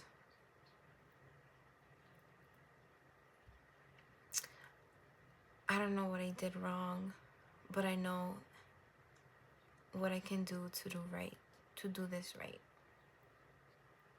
I will listen to you, and I'll work for your love. I'll do anything you want me to. I feel powerful. with you by my side. And I know that we can overcome everything that comes our way. We can build together. Don't give up on us. Don't run away. This is worth fighting for. I know it is. If there's any love left for me, please come back. Please. I know we can work on it. We can work on our friendship, our relationship, our connection.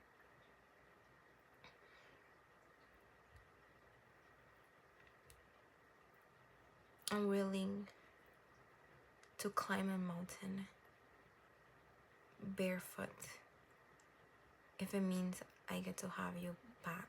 I get to have you again. That I get to hold you and call you mine. I haven't processed this yet. I still can't accept the fact that you left me. I don't understand. I thought I had everything sorted out. I thought my plan and my goals were already turning out fine.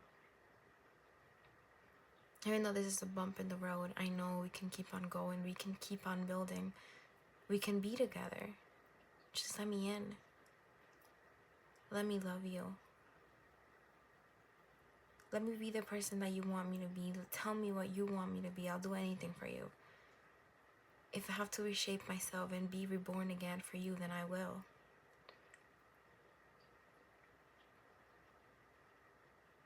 I have an offering for you. I want to give you everything.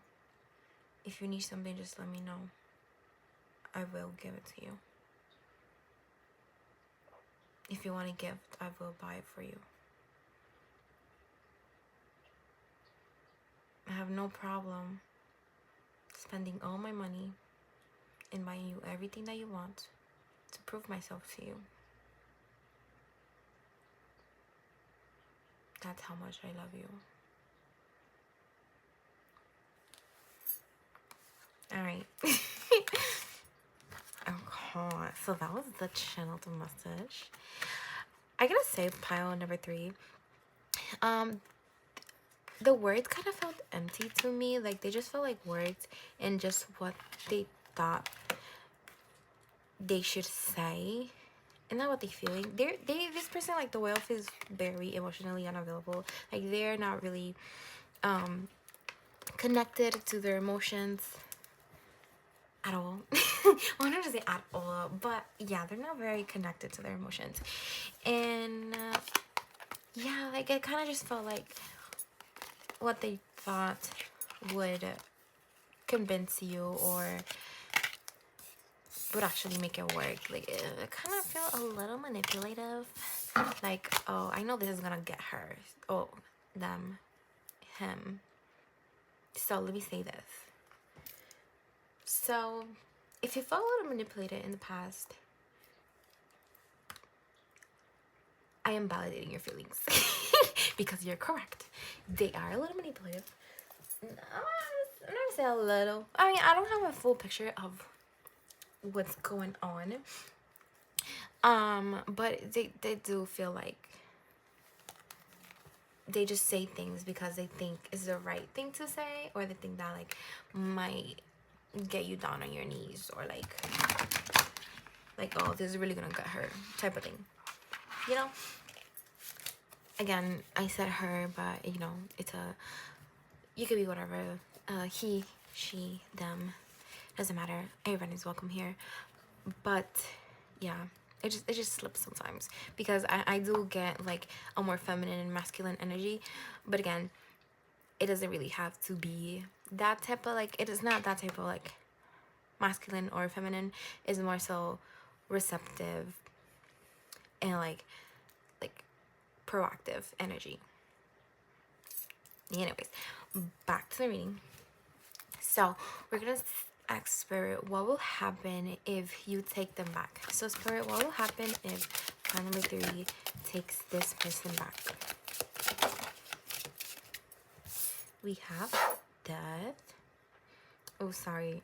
If you're wearing headphones, that probably was a little loud. What will happen if pile number 3 takes this person back here? We have Temperance in reverse.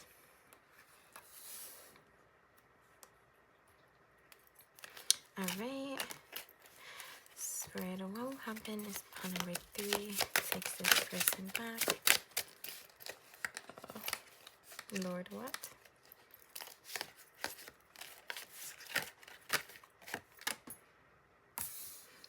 Eight of Wands.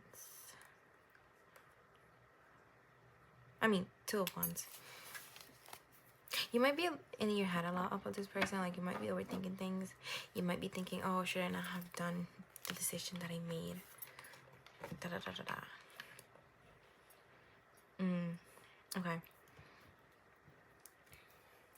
So, oh, we have a Knight of Cups at the back of the deck.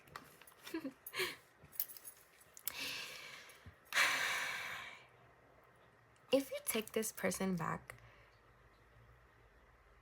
I really feel that this person is like a karmic that's meant to teach you lessons in this lifetime.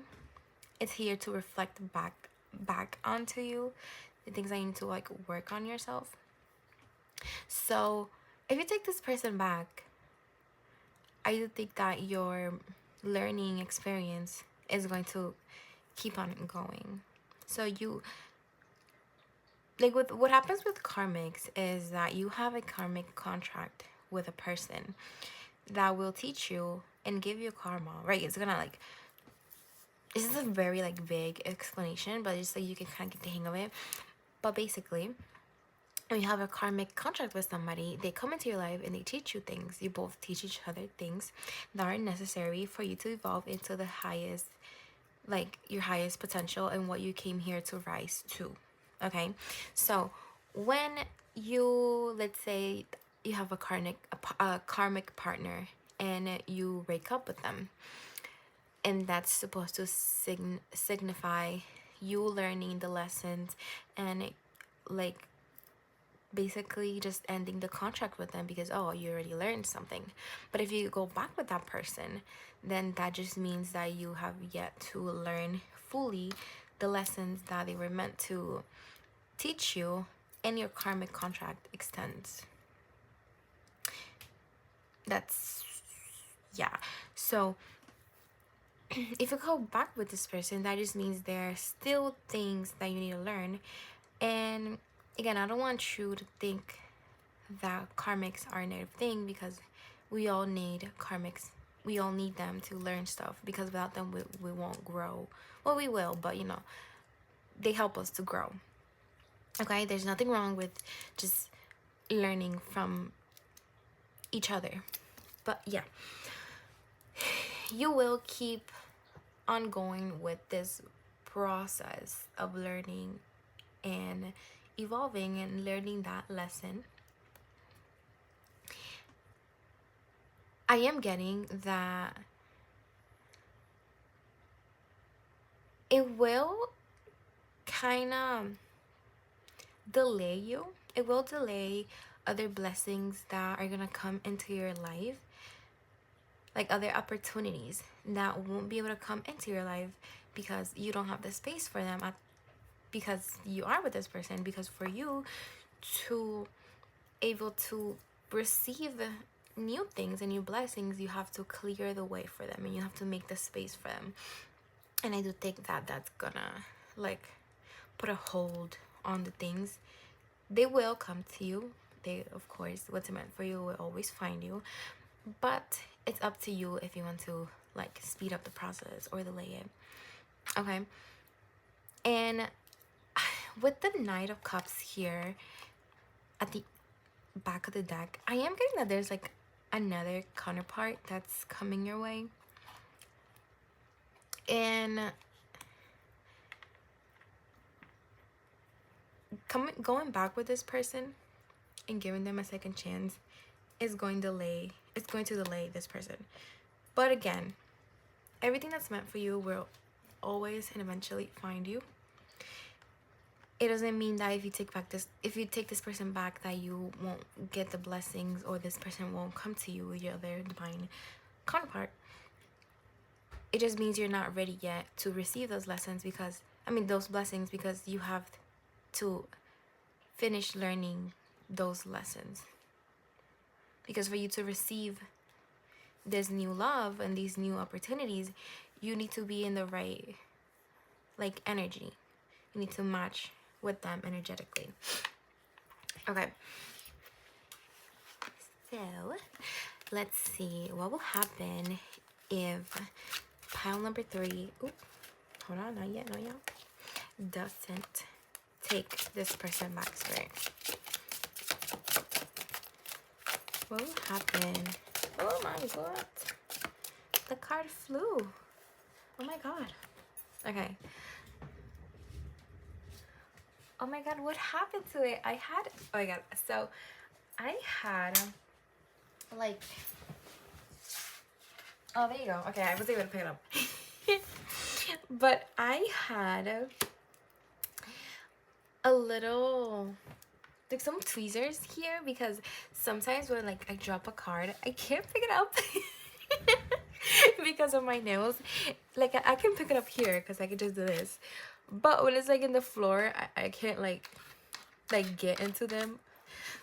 But yeah, I was able to pick it up anyways. But we have the Artist in reverse. Okay.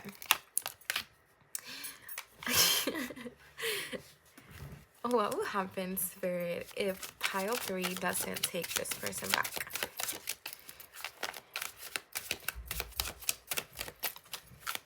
What will happen, Spirit, if pile 3... Oh. Alright, we have the 8 of Wands. This time upright. We had that earlier, but... And the Queen of Wands upright. Okay. Wow. Oh, nice. All right. And on the back of the deck, we have the 8 of Cups upright. And then the Empress is underneath that. Okay.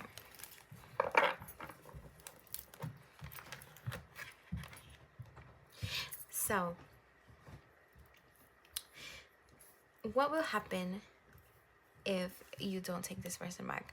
Well, first of all, I want to say that your life is going to transform enormously. You're gonna build yourself. You're gonna work on yourself, and your life is gonna change. You're gonna look back a year from now and you're gonna say, wow, I'm definitely not in the same place I was a year ago.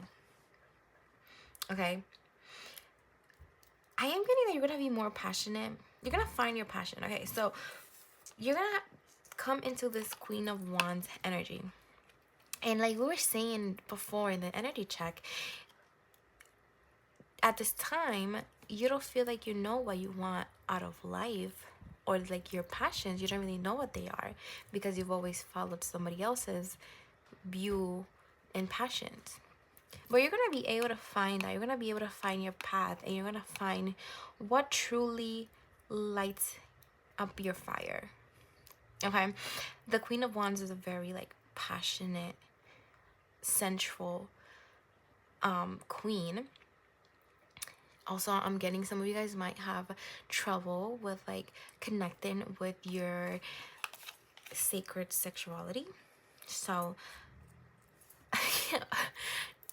I'm getting somebody who it has trouble touching themselves. Maybe you're not able to do that, or it makes you uncomfortable, or you might not just do it in general. I do see that you're going to be more connected with your body, and you're going to be able to give yourself that pleasure, and you're not going to need anybody else to give it to you. And what I'm hearing is somebody who's oh, I found bliss. You're going to find the bliss in life.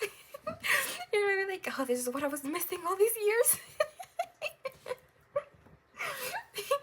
Oh my god. But yes, you're gonna tap into your divine feminine energy. Again, it doesn't have to be, you don't have to be a specific gender or identify as anything. We all have masculine and feminine energy. This is just perceptive energy, and you're gonna learn how to receive love from yourself. You're gonna start to love yourself, and you're gonna learn how to receive it and how to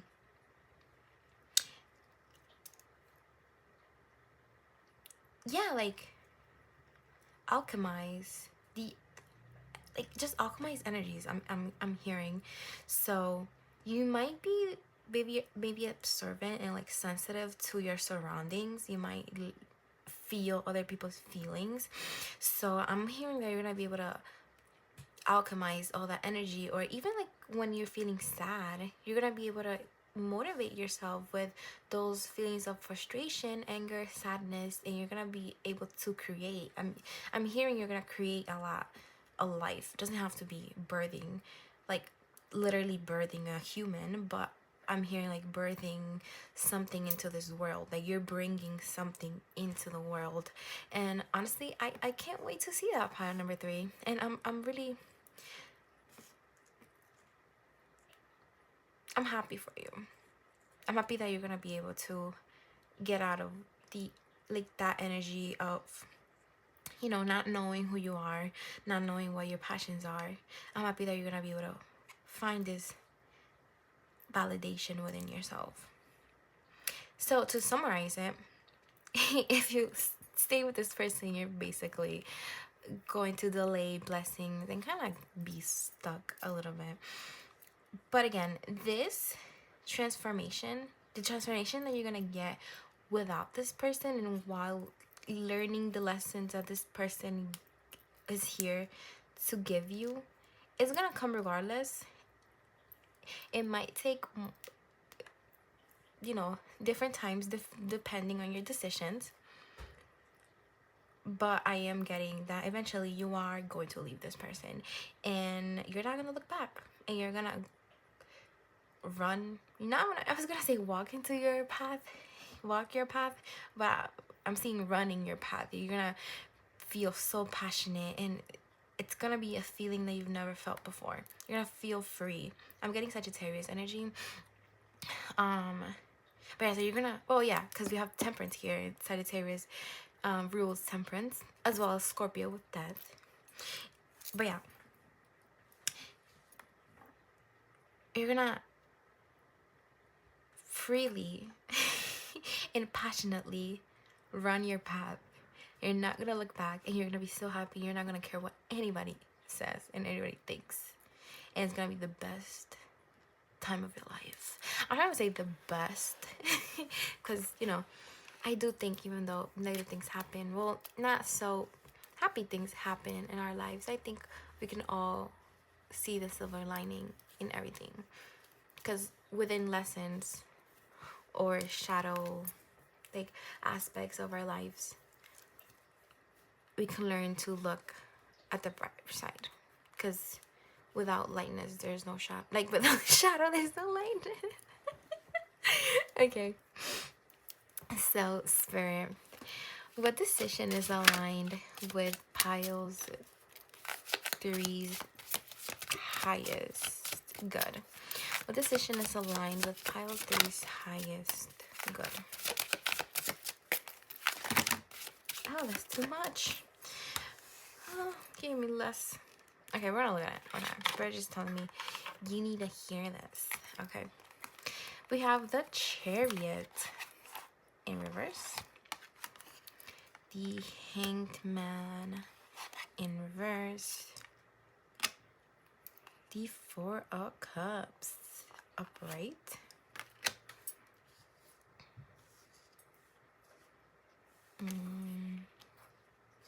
just moving this over so we can make a little space, the Queen of Pentacles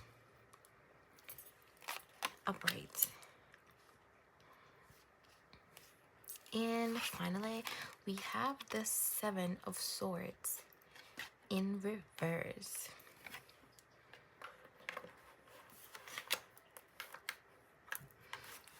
And by the way, we have the Five of Swords upright.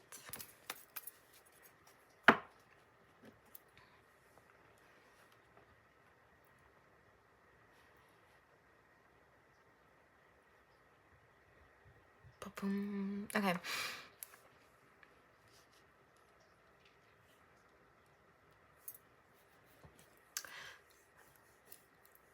With like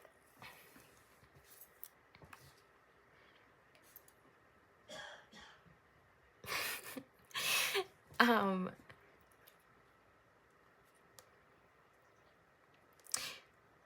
what really stands out here for me is the Four of Cups upright and the Queen of Pentacles, and how like chill for lack of better words are peaceful they look. So relaxed, or like they're okay with like what's going on around them. Okay, what I'm getting is you will know what to do. Like you're in the right path, pile number 3. But what I'm getting is that there might be times that you might have like anxiety, and you might overthink, or just think that you might have made the wrong mistakes. So whenever you feel that anxious feeling that you need to make a decision, or that you need to act now, and I don't know, like go back to this person or whatever, that's when you shouldn't act or do anything. When you are in the energy of anxiety, you know, overthinking, that's when you should calm yourself down and think about what's really aligned with you and what's aligned with your heart, because you know what's aligned with you. You can feel it in your heart, and you know. I'm getting for most of you, you know that this person is not aligned with you and is not aligned with your heart, and you recognize that. But there are times that you're overthinking your decisions, and you're like, oh, should I just take them back? Should I just, you know? No. Do not. But again, you have free will. It is your choice if you want to, you know, go back with this person or not. I'm just here to give you some advice and some clarity. But you, like, your life is your own, and you can make your own decisions. You're a grown adult. But yeah, I'm getting like, don't cut your own rope and throw yourself into the cliff. Like, for example, like if we see the, oh, that's so funny. That is so hilarious. Okay, that's so visually telling to me. But, oh wow. The download. The realization. Tarot never ceases to amaze me. But anyways, so the Hanged Man is obviously hanging. And in this case, the Hanged Man is in reverse. Usually it's hanging this way and it will go down. But right now, in this instance, falling would indicate going that way. And what is that way? This is the section of like going back to this person. So what Spirit is telling you is to hold on, stay calm, breathe, and meditate on like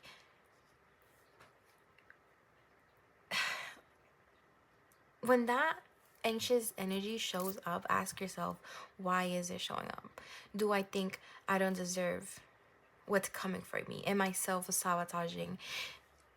That's what I'm getting. But to finish my thought here, this person is holding on to the rope and they're not letting themselves fall over here. But if they start to doubt themselves and start to shake and overthink, they might let go and they might fall on the ground and hurt themselves, right? Because they are hanging on to a tree. So don't fall for your fears. Okay? Don't fall for your fears. And don't let your fears tell you that this is the best that you deserve, because it's not. Because that Knight of Cups that was there, that's what you deserve. All right? Okay. All right, I hope that clarifies. Okay, so let's get into advice from Spirit. Ta-da. Hopefully you've been enjoying this so far. I certainly have. And always remember, you are amazing. There's nothing in this world that you can do wrong that will keep you off the track that you are meant to go through. Because everything, even when you don't feel aligned, is divinely orchestrated, because that will help you grow and evolve into the person and make you feel aligned technically. But yeah, I fear that I'm not being understood. So you might want to like check that, how you might want to journal, because I'm getting that sometimes you might not even understand yourself, or that you think that a lot of people don't understand you, or like when you talk, maybe certain words don't actually portray what you're actually feeling or something like that. Yeah, so Spirit, please give me some advice for pile number 3, Spirit. Some advice for pile number 3. Oh, wow. Okay. Should we? I'm getting that. No. Okay. This is the one they wanted. Okay. So we have card number 43. And I will pull out the guidebook for this, because the messages for these cards are so beautiful. I wouldn't want you to miss it. Okay, so 10. Let me just, yeah. Okay, so what advice do you have for pile number 3, Spirit? What advice do you have for pile number 3, Spirit? Okay, so we have Pillar of Light. Your vibration is rising. You are the oracle. Okay. Ooh. Birthing a new age. I told you, like, birthing new creations, dreaming a new world into being. Love it. That's what I was saying. You're creating. I love it. And in the back we have Leap. You go first. The universe will catch you. Okay. Yeah, and like that goes to show, like, if you're uncertain about the path that you're going through, or like, again, because you don't really know what's going on or what's up, just go for it. The universe will catch you. Like, the Spirit got your back. They do got your back. You and your loved ones are safe. Okay. Please give me some advice. Okay. We have bring love into the situation. Oh, we have new moon in Cancer and new moon in Aquarius. So a person with moon in Cancer or moon in Aquarius might be significant. And at the back we have prosperity lies ahead. New moon in Taurus. Or somebody important might have a moon in Taurus. Or Taurus. Again, Taurus and Aquarius showing up again. That might be like significant. Fixed. Well, yeah, fixed signs.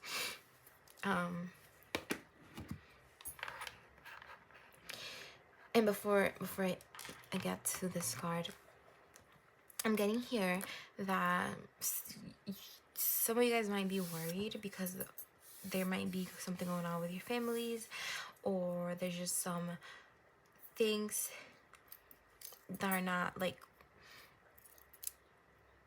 some like struggles, maybe financially or just emotionally, or there's just some things that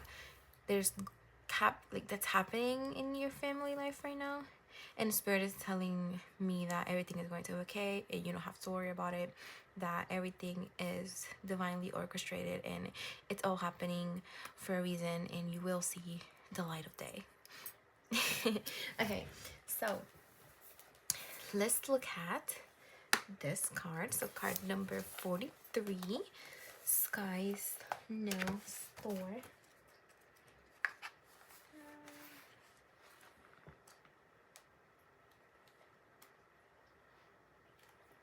Okay. Oh, I found it fairly quickly. Okay, so I'm gonna put it here so you can take a screenshot if you want to, but I can't read for that far away. So it says, the name of the game on this planet is evolution. You, my dear, came here to evolve, not to be perfect. Oh my god. That is insane. Okay, but I would... Damn. Okay.